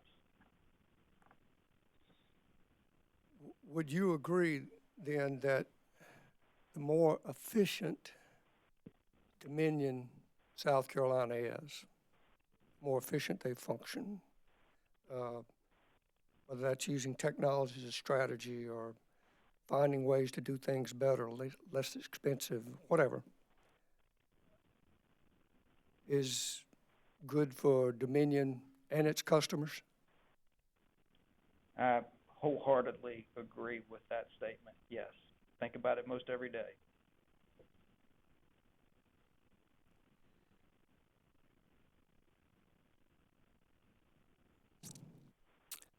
I guess the question that I would have, and I don't know the answer to, maybe it's more a rhetorical question right now, is you've heard the expression, you tend to manage what you measure. I never knew, at least in my previous life, I never knew how do I know when we're good or when we're doing great. Do I compare myself to just my next door neighbor? Do I compare myself to this? What's the best in class? So I ask those questions really for that reason. I do think there is prudence in having metrics that matter, that measure, that allow you to look at outcomes, things that are tangible, measurable. And it's good for Dominion, good for you, good for everyone. So that's all I have right now. Thank you, Mr. Blevin. Thank you. Any other commissioners with questions? Madam Chair. Commissioner Powers? Thank you very much. Mr. Blevins, I too would thank you for your testimony today and your participation. And thankful as well for the programs that you have in place to help those who are in need at this time And I think we all were very touched by the testimony of the people who called in, both in the night hearings and yesterday, and know that we have one more of those to come. And also, it is good the donations that Dominion has made as far as to the different areas you mentioned this morning, to which some I was not aware, to the different colleges and things. When a company makes donations as opposed to an individual, though, wouldn't those donations really be ratepayers making the donations? It comes out of shareholder funds. So I'm sure you could back solve and say, well, who paid the shareholder funds? But the donations are funded by shareholders. Okay. Well, looking at the struggles that are coming from those who are hurting the most, and I think we've all been taught too much is given, much is expected. Are there any sort of sacrifices, and as far as expectations, I would call that sacrifice as well. Are there any sort of expectations or sacrifices being made at the executive end of the Dominion as far as dealing with the current situation that we're in? Are you talking in terms of salary or something of that nature? Or bonuses or Yeah, I'm honestly, Commissioner, I don't even decide my own compensation, so I'm not aware that there's been anything specifically of that nature. We've done, we've set up a fund to try to help employees that are struggling during the pandemic, and officers have contributed to that. But I would say that, in terms of there being helping the communities that are struggling, one question you might get to is why not just go ahead and stop doing the philanthropic giving and take that into rates and to try to help customers. First of all, the nonprofits we help aren't saying that they want that. Second, probably the wrong time to do something like that. And third, we're probably still here. So one concern I have when we talk about philanthropic giving is that we're talking about it from the standpoint of we're doing it so that everybody can say, look at us helping the community. Really, it's just about being a good citizen in the communities we serve. That's why we do it. Well, I think you make a good point. We're at the height of this thing. It's not something in the past. And I know even as we're doing this virtually and different systems have changed, and so many people I know are doing business differently. Have you found that the changes that have occurred because of COVID, such as some employee working at home, reduced office space, call centers and different things, do you find that there are possibly some cost savings that are occurring during COVID that I think there's going to be a change in society that some of these cost savings may continue in the future after vaccination or after we get through this? I tend to agree with you. I think the workplace is going to be different in the future. As a former CIO, I would tell you that IT environments were pretty advanced in that. What I will tell you is that even the most advanced IT environments I worked around as CIO, companies, they were still in the office 2 days a week. So I think it's definitely going to change the work environment. There will definitely be efficiencies out of that. Again, we're always looking for efficiencies because you never know when the next cost is going to come in. But I think right now we're leaning on the fact that we have, like myself, I've been 33 years of working with people every day. If somebody were to come in the workforce today with the idea that they're going to work remote their whole career, I just don't know that they could do this job if they'd worked remote for 33 years. I think there's going to be a balance when we go back to, but it's going to be very different than it ever was before. I'm kind of excited about it. I think the employees are excited about it because we've been able to provide that safe, reliable service with a number of employees working remote and working safely that way. do you see it as cutting the number of employees with the advanced technology we're now using? Well, technology has a way of doing that in places. So, for instance, we just combined our enterprise resource platform as a part of the integration, and so there's people that worked on PeopleSoft that are reskilling. So I think there's always going to be more and more reskilling that goes on there. In terms of there's always going to be an effort to try to, as we talked about a little earlier, is human resources are a significant amount of the cost associated with business, and you have the people you need, and you don't want to have more than you need. So always looking at how we can do things more efficiently there. But I'll give you examples. There are going to be people that are going to be able to continue to work because of the fact that they don't have to come to the office 5 days a week, because of the fact that they're either caring for children or aging parents or things of that nature. So I think it's just going to be different. Okay. In your testimony, your direct testimony, I'm not sure what page it was, you talked about the $3.2 billion to rebuild systems and make them resilient against storms. What parts of these systems that you have had to be, I think the word was hardened or be rebuilt?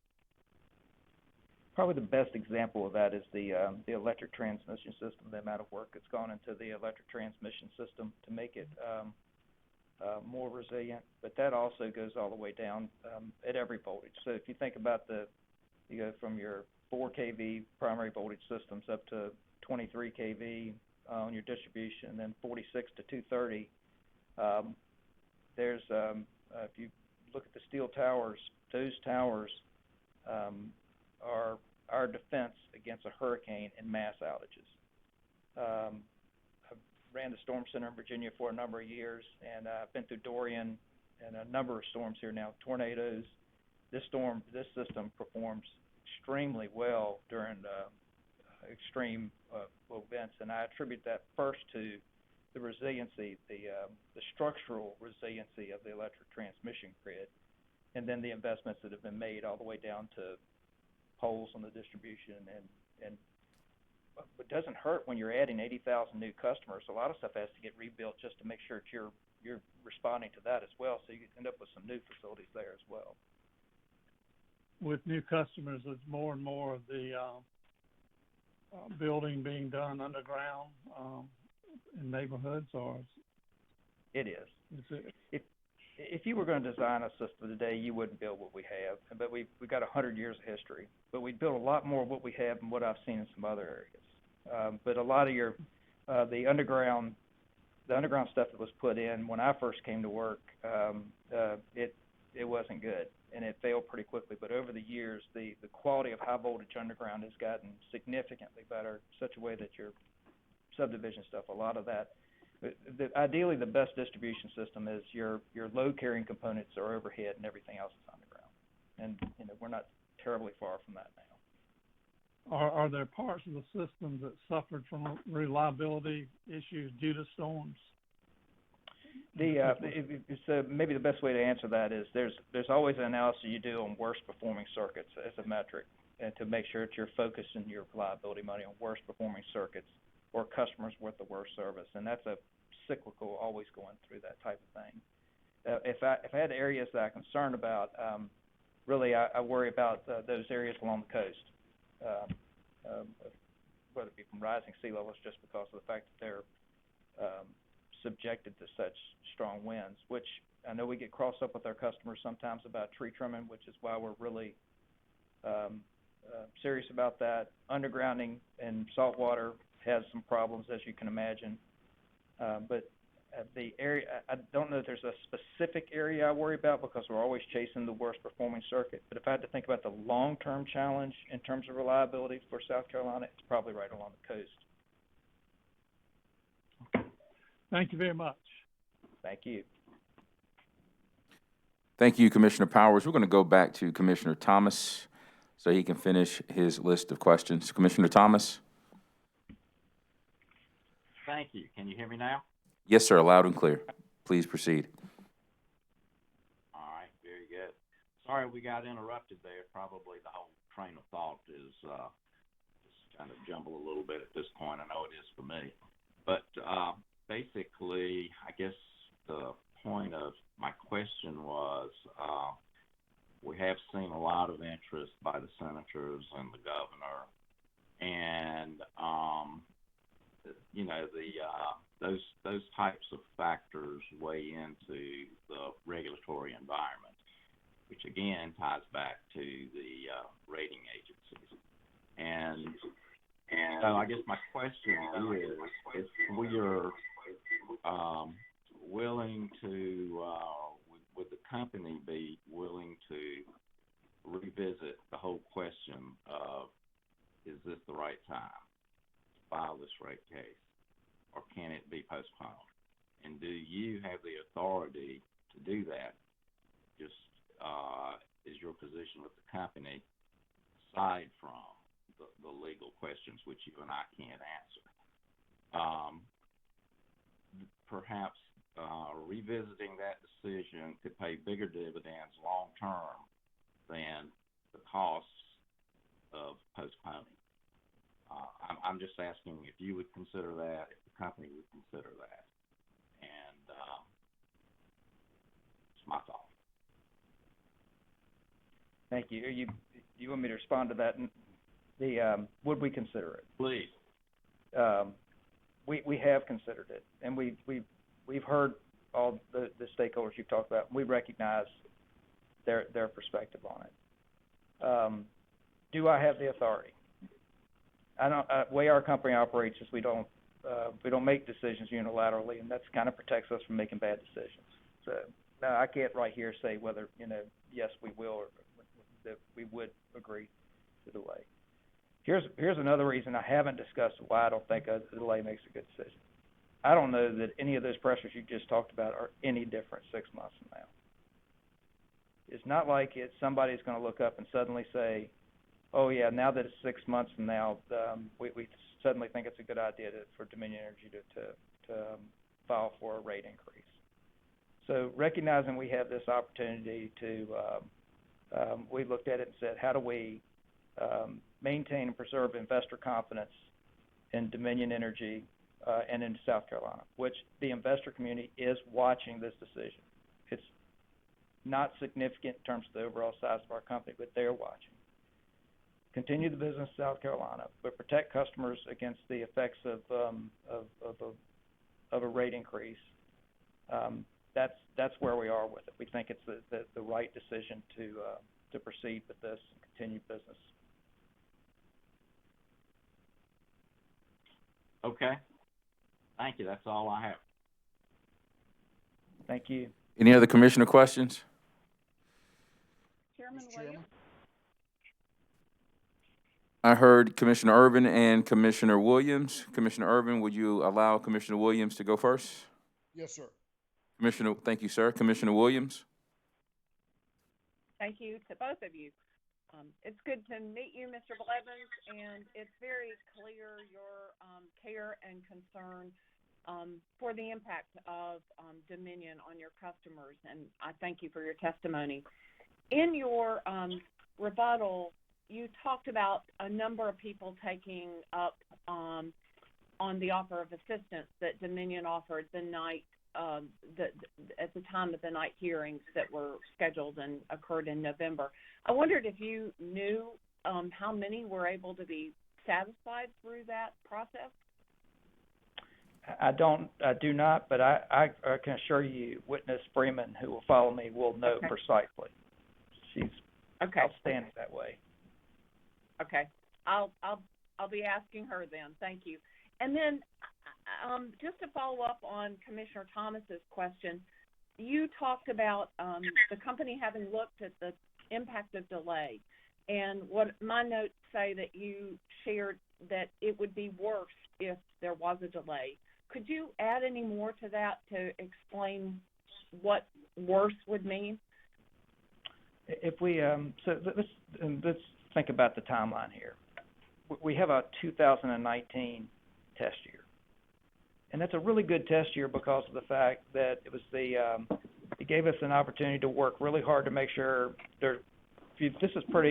we tried to file a straightforward case. We tried not, absence of a lot of the stuff that I've seen in other cases. We tried to put together, so we had 2019 as a test year, recognizing rates were already significantly old. There was a large balance of deferrals, and thought, how do we get that number down as far as we possibly can to file this case? And that's how we arrived at this case we have in front of us.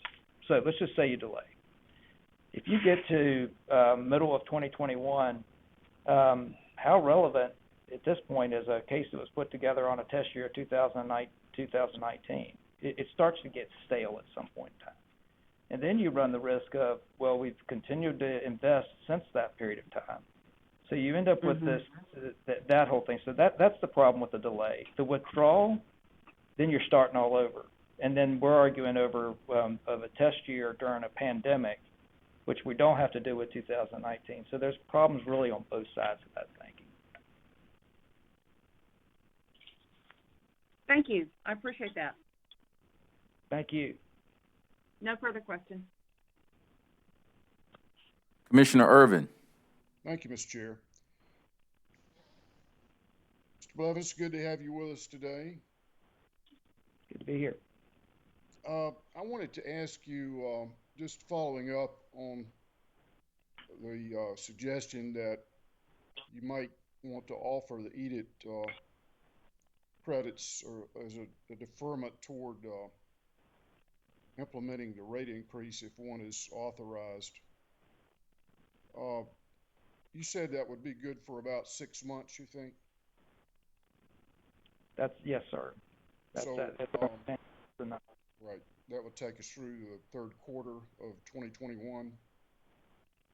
If you wanted to, the assumption with that is you approve 7.75%, and you use the unprotected EBIT to basically make no change in real customer bills for the full 6 months. Of course, you have the option to basically stagger that or do it in some way to extend that to get into 2022 if you wanted to as well.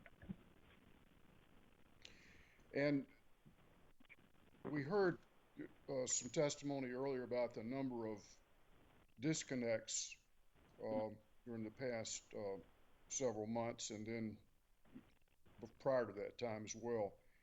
That seems like a high number to me, given the fact that you have obviously made an effort, or you have a program at least that works with people that are in financial distress. Is there any plan to try to let customers know about that? Because like you observed at the public hearings, a lot of folks apparently don't know that it exists. Is there any way to push that message out during these difficult times with COVID and unemployment and foreclosures and the like?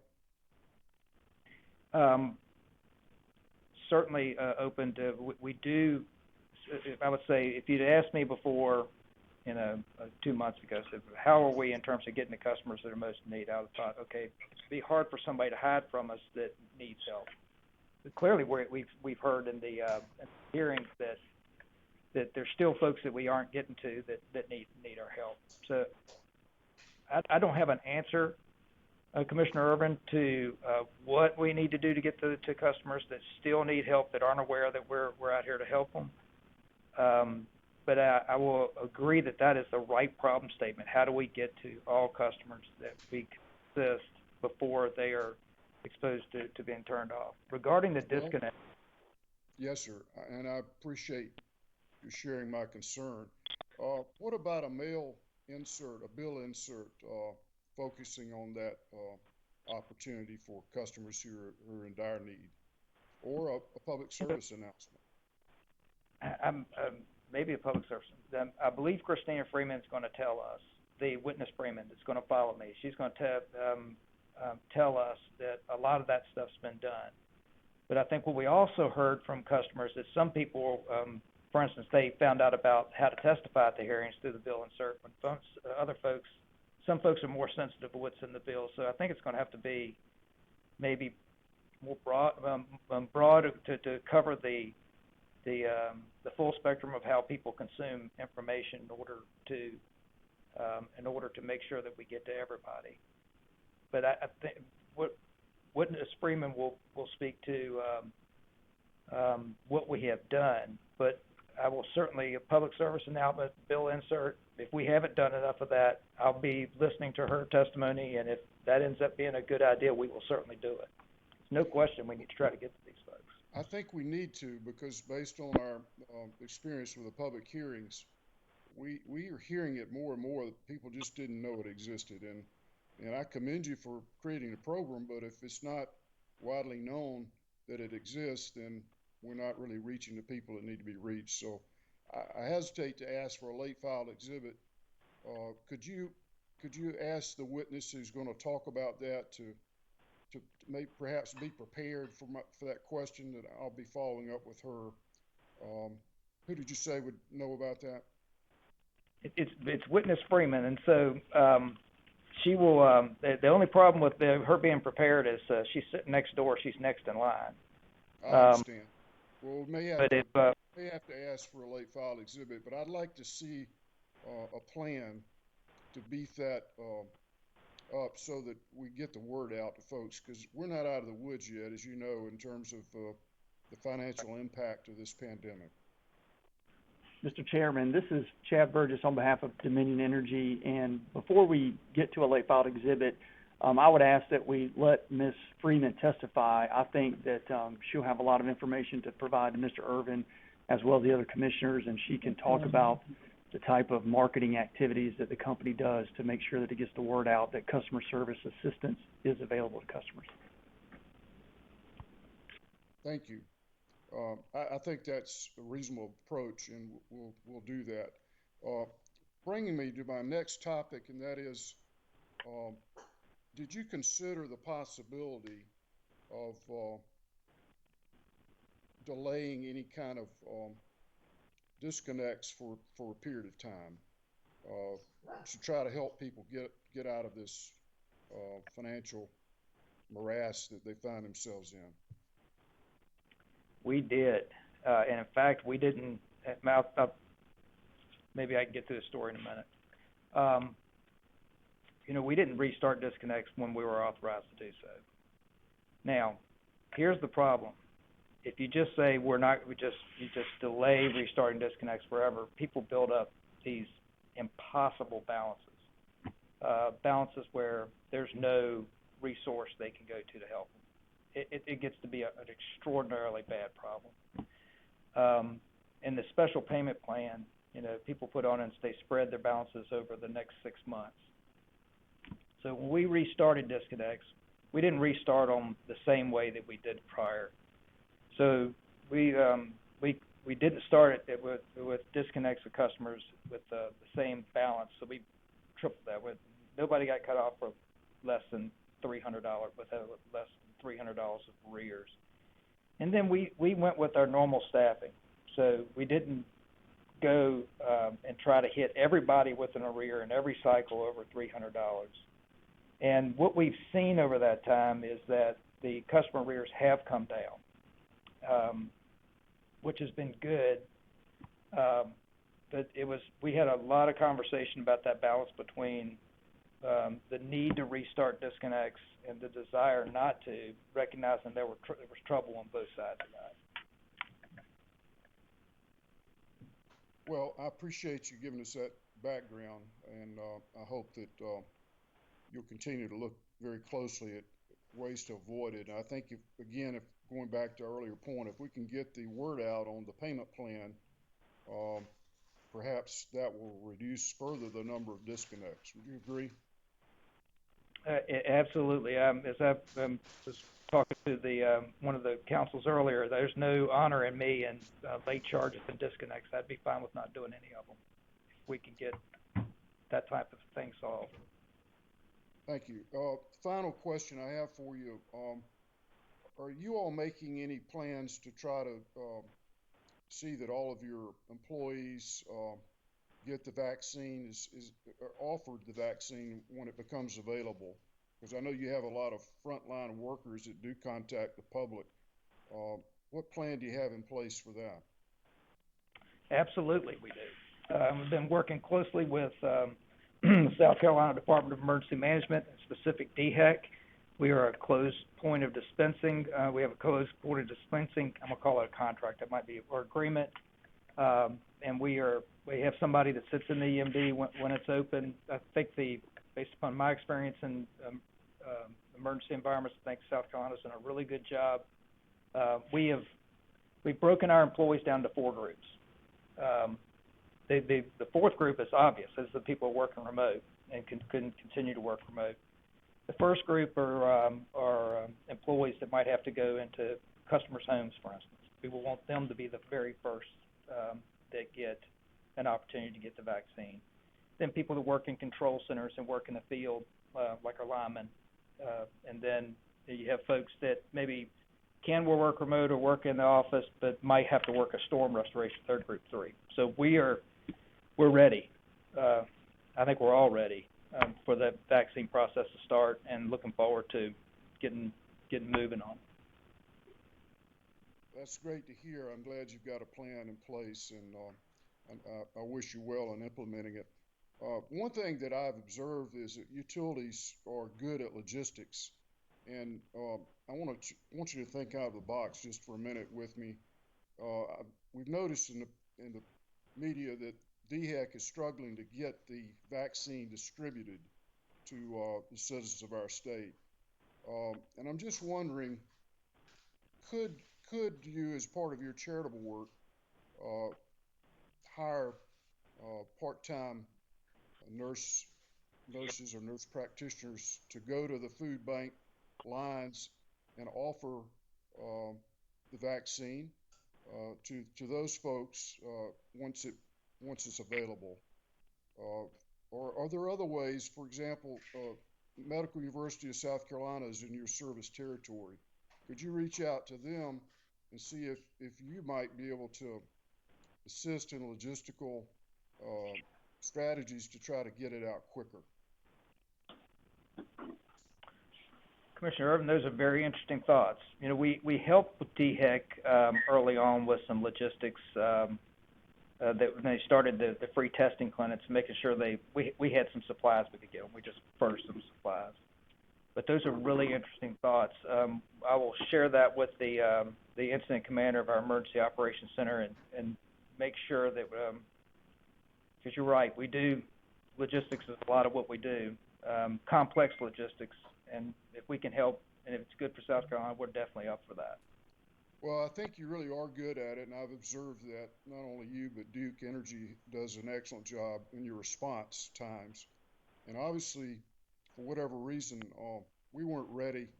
I don't guess you can ever be ready for what we're facing to try to get 4 million people vaccinated twice within a short period of time. But if you put on your thought hat and maybe get your logistics team to discuss it, there might be some ways that you can reach out with MUSC or DHEC and others, even the free clinics, the food banks, because we see all these folks in Florida, these seniors that are standing and sleeping overnight to try to get the vaccine.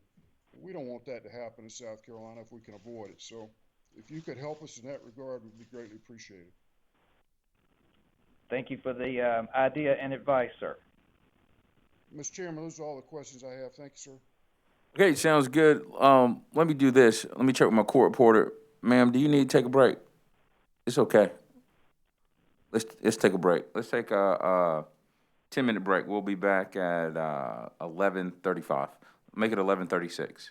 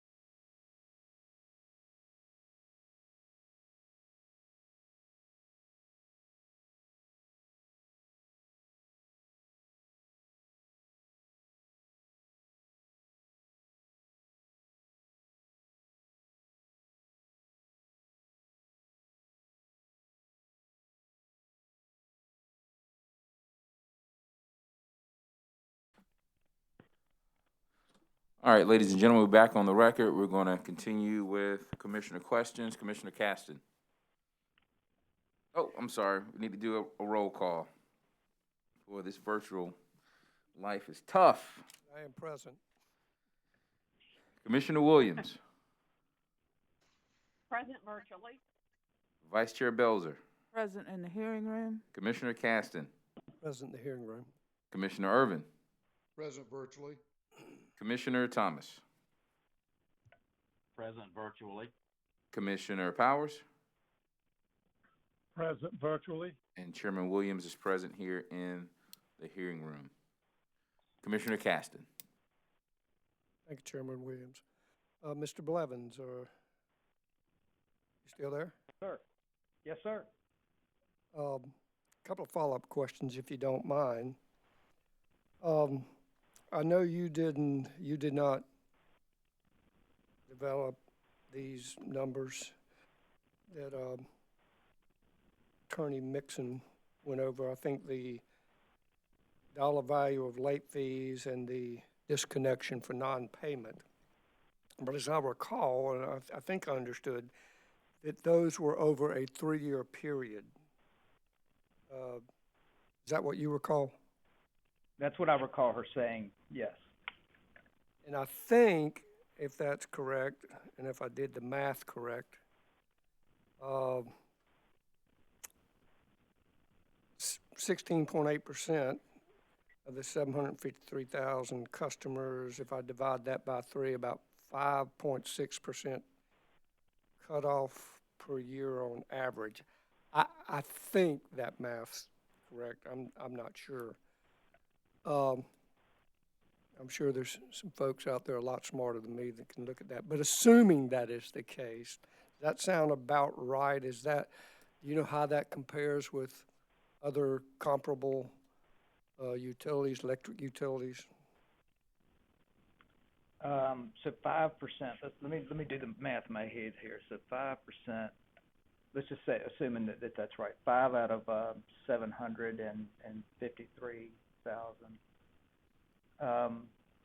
It doesn't sound out of line with what I'm going on dated information. I don't have a recent benchmark, but it doesn't sound out of line with what I historically remember when I was running an operating company of 2.5 million customers.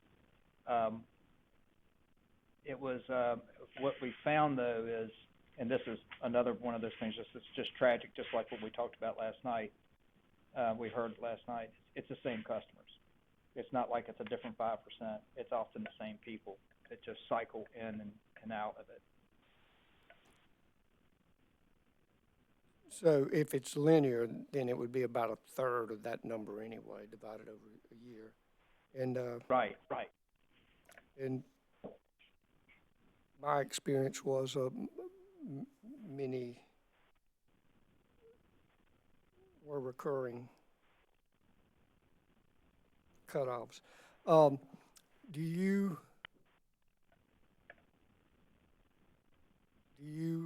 agree that, let me rephrase that. Is it a common thing for utilities to administer late fees? Yes, sir, it is. Is it common and normal to have disconnect service? Yes, sir, it is. So this is something a water utility would do, wastewater, cable company, electric company? I don't know of anybody that doesn't do it at some level.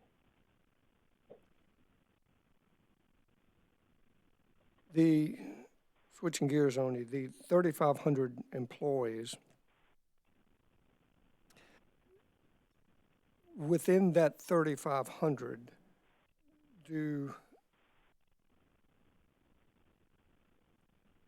does Dominion's staff, people in that 3,500, do they pretty much handle the bulk of the O&M for the distribution, transmission plants?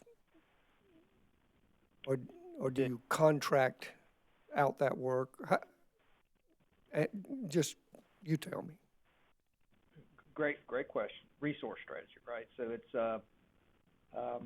the folks that do most of the O&M work, they're company employees, right? They're the ones that go out and respond to outages, connecting customers. Now, we do a significant amount of contracting and dirt work, underground, putting in, trenching new cable. Do a significant amount of almost exclusively contracting and vegetation management. And then the big capital work, the big builds, we contract that out. Okay. But within that 3,500, they handle the bulk of the, say, everyday O&M of plants, lines, and so forth? Yes, sir.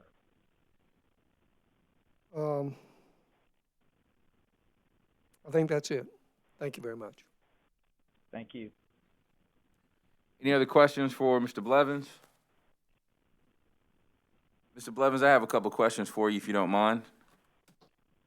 Certainly. How do you define social responsibility?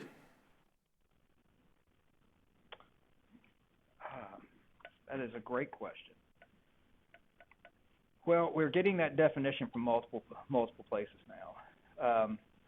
Social responsibility is, I'm gonna invent a definition of it in my mind. When I think about social responsibility, I think about it in terms of when citizens in the community look at businesses in their community, they expect them to behave a certain way, do certain things, and support efforts that are important to their community. So that's how I think about it in terms of how I try to take the customer view looking back at us. Now, increasingly, social responsibility is becoming an investor issue.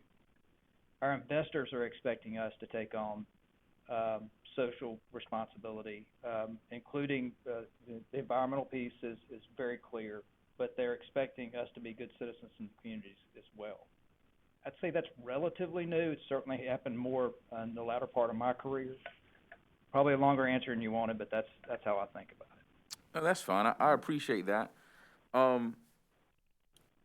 I think that the information that has come out through the public hearings and what you shared in your testimony about what Dominion has contributed to, I would like to commend you on those contributions. That's outstanding.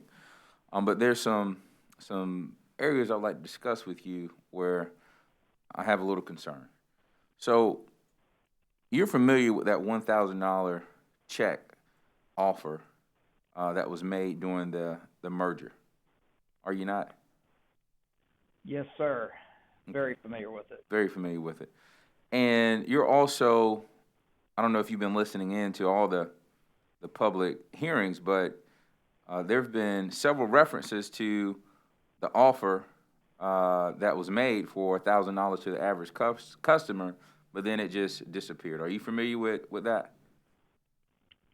I heard it every time it came up in the hearings. Yes. So my question to you is, what has Dominion done, Dominion Energy South Carolina, what have they done to explain to customers why they never received that $1,000?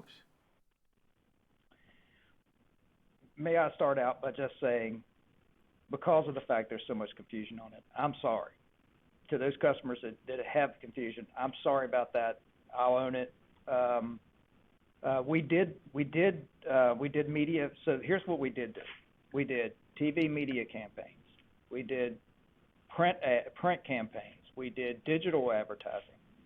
Right after the merger closed, we did civic and community meetings, meet and greets. So we did a significant amount of outreach. But in hindsight, it's hard to offset the potency of the original message.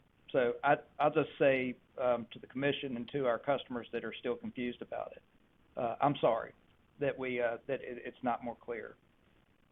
If it would help, because of the fact that we have the public watching, I'd be happy to go over what happened with that whole thing, if you wish for me to do so, Mr. Chairman.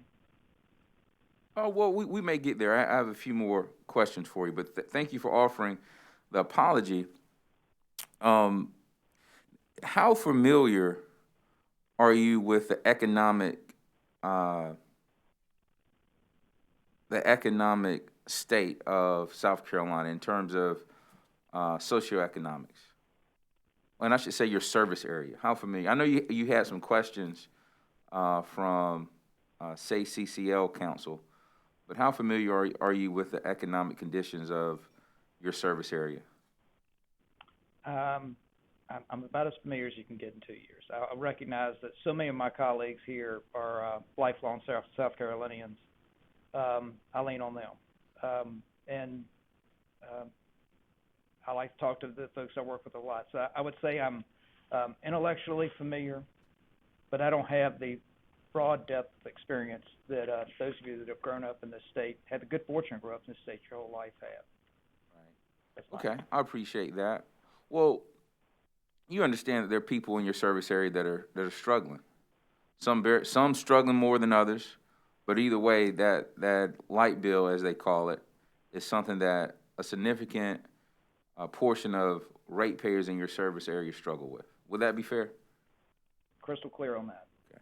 Well, how was it socially responsible to offer a $1,000 rebate check, if you will, to ratepayers in your service area, knowing that a significant number of them are struggling to make ends meet on a daily basis?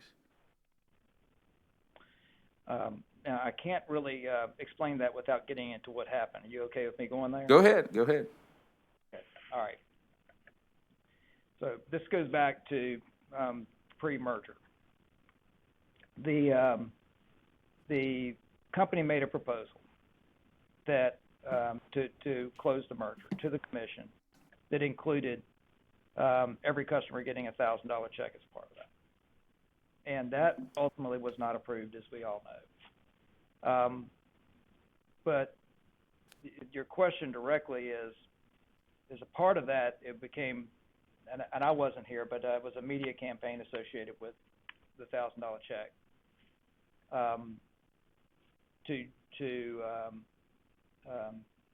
to bring knowledge to the fact that the company was making a significant offer. Now, the commission ultimately approved, basically what the commission approved was using that same money. That money did not evaporate. I think it's important for customers to realize that. That money did not evaporate. It's not still sitting there. That money was used to buy the rate down by 15%, which means we're starting at a lower starting point in this conversation. This hearing would have, we still would have filed this rate case if that hadn't happened. And I think history will show that the commission made the right decision in this, in terms of the fact that in the long-term interest of customers, better serviced by the lower rate. Mr.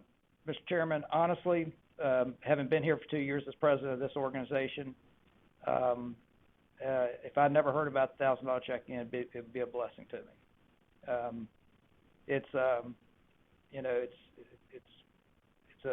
It was part of that whole merger proceeding. I wish that everybody completely understood that money was put to good use in their long-term interest somewhere else.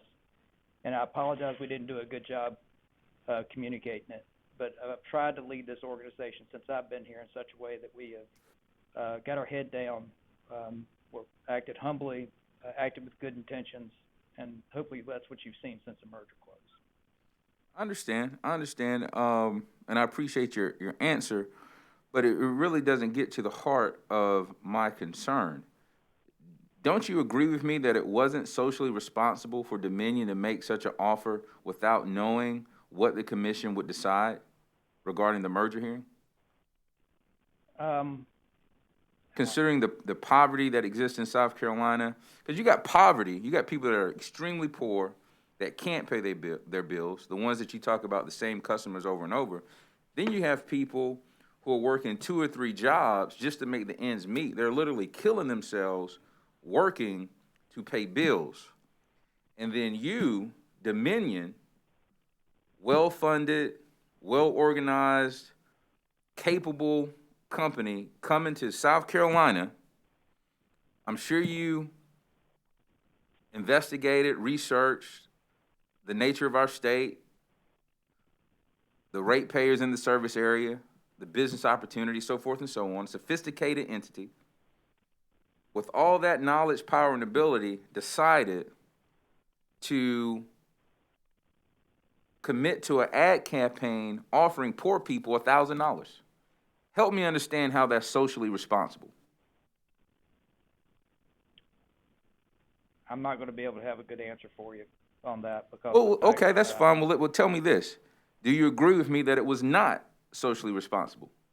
If you don't have a good answer for me, then maybe the answer is it wasn't socially responsible.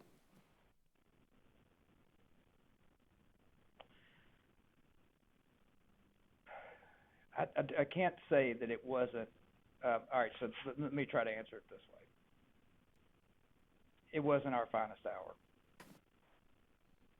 In the way that this works now, the only folks that are out that really are have a responsibility to look out for the utility's interest are the commission and the company, and everybody in between has no reason to look after that. I think some of this comes down to how do you get information out that should be considered in such a way that it could be considered in a broader context, and I think this is a bad example of it. I don't think it was, I won't say it was not socially responsible, but it was definitely not our finest hour. Okay, well, I won't beat you up anymore over that. You're not going to give me the answer I'm looking for, but you do agree that it wasn't your finest hour. Is that your testimony? Yes, sir. And then part of this reason I just wasn't here, Mr. Chairman, and I don't know all the stuff that went into it, but I just know that I had when I landed on the ground here January 1, 2019, and I'm watching the TV and I'm hearing that SC DN is becoming Dominion Energy, and I'm not hearing about the backside of the $1,000 check. I intervened quickly, but it just wasn't quickly enough to basically address that problem. I'm sorry for that. Do you believe in second chances, Mr. Blevins? I hope so. All right. So do you think that Dominion Energy now has a second chance at social responsibility? I think we're leaning forward to we're leaning forward in that direction, have been since I've got here. All right. And you talking about history, looking back on a decision and determining that it was the best decision at the time, right? You mentioned that about the commission's decision. Yes, sir. Well, would not history look back on Dominion withdrawing its application for a rate adjustment as a better decision and socially responsible, considering the pandemic that we're experiencing, the likes of which has not been seen in my lifetime, your lifetime, anyone's lifetime? Let's take that forward. If we were to do that, there's no assurance that when we came back that we're going to get any different treatment. No, you're exactly right. But we know that the pandemic is on and raging at this point in time. That's a fact, right? It is a fact, and we're conducting this hearing at this time. So we're able to continue to conduct business. We have options to be able to delay the effects on customers. I get your point. And we thought about it hard. And if there's 16 witnesses lined up behind me, and and I'm the only one that owns the blame in terms of that decision. Okay, so that's on me. But I believe that in order for us to move forward as a company, looking towards a cleaner energy future, we're going to have to clean the slate and move forward. And we have options to be able to help customers during the pandemic, as we're doing every day and going forward. I get your point, but it's our intention to proceed. I understand that. Will reliability fail or falter in any way if Dominion Energy South Carolina withdrew its application for a rate increase at this time and say filed it at the beginning of 2022? We're institutionally not, I don't think any of us are wired to basically allow anything bad to happen to safe or reliable service, whether it be to our customers or to each other when it coming to work in the short term. In the long term, though, and this is a long view, this company's been here for a very long time, and we intend to be here in the long view. You can't make short-term decisions in the long view. I think this is a position we have to protect, because if you ever let this thing get upside down and where you're not providing safe and reliable power, It's a long road to get it back. I don't disagree with that, but it sounds like the answer to my question is no.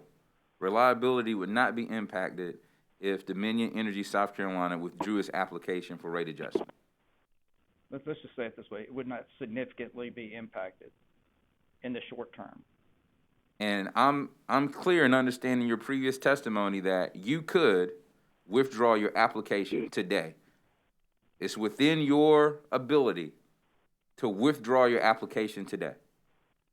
That's not precisely what I said. As I said, that we don't make any decisions as a company without a peer check consultation, and that's what keeps us from making bad decisions. So if I were to decide to do that, I would have to I would have to consult with a peer or my boss, and we could make that. But that's not the decision I'm making. Right. But you could, though. I just want to make sure the record is clear that it's within your power, meeting with your leadership team, to withdraw the application. Yes, sir. All right. But you're not going to do it. That's correct, sir. All right. No further questions from me. Chair Williams, one more question. Yes, sir. Commissioner Caston. Mr. Blevins, regardless, which way you go, and independent of COVID or anything else, as I sit here and listen to these things and look at these exhibits and testimonies and just kind of think in general, and you may have many of these things, but something I think would be useful for Dominion and for everyone involved is, I guess, real metrics that matter, that you can point to, that you can touch, that you can see, that let you know. I mean, look, every utility person I know or ever talked to convinced they have a very effective, efficient utility. I get it. But it's always good to question conventional wisdom and question everything, in my opinion.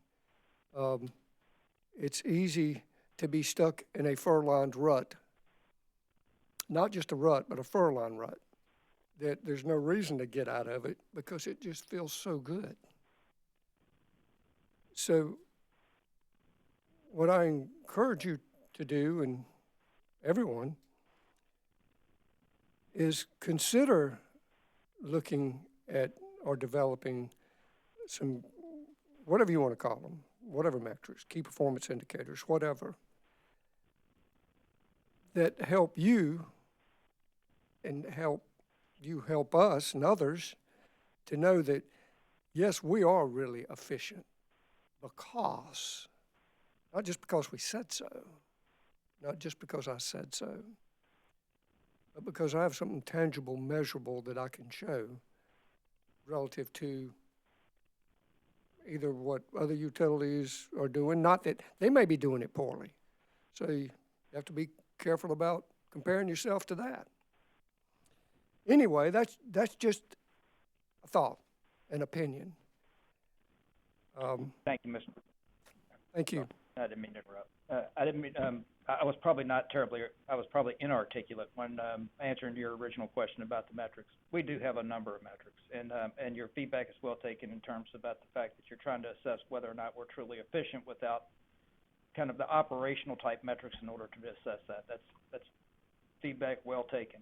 And I'm wired for efficiency, so that's really good feedback. Thank you. Oh, thank you. Any more commissioner questions? Redirect. Mr. Chairman, this is Chad Burgess for Dominion Energy South Carolina. We do not have any redirect of this witness, and we ask that he be excused. All right, Mr. Blevins, thanks for your testimony today. You may step down from the witness stand and be excused. Thank you, Mr. Chairman. All right, it is 12:04. We're going to take 45 minutes for lunch, and we'll be back on the record at, 55 minutes for lunch, and be back on the record at 1 o'clock.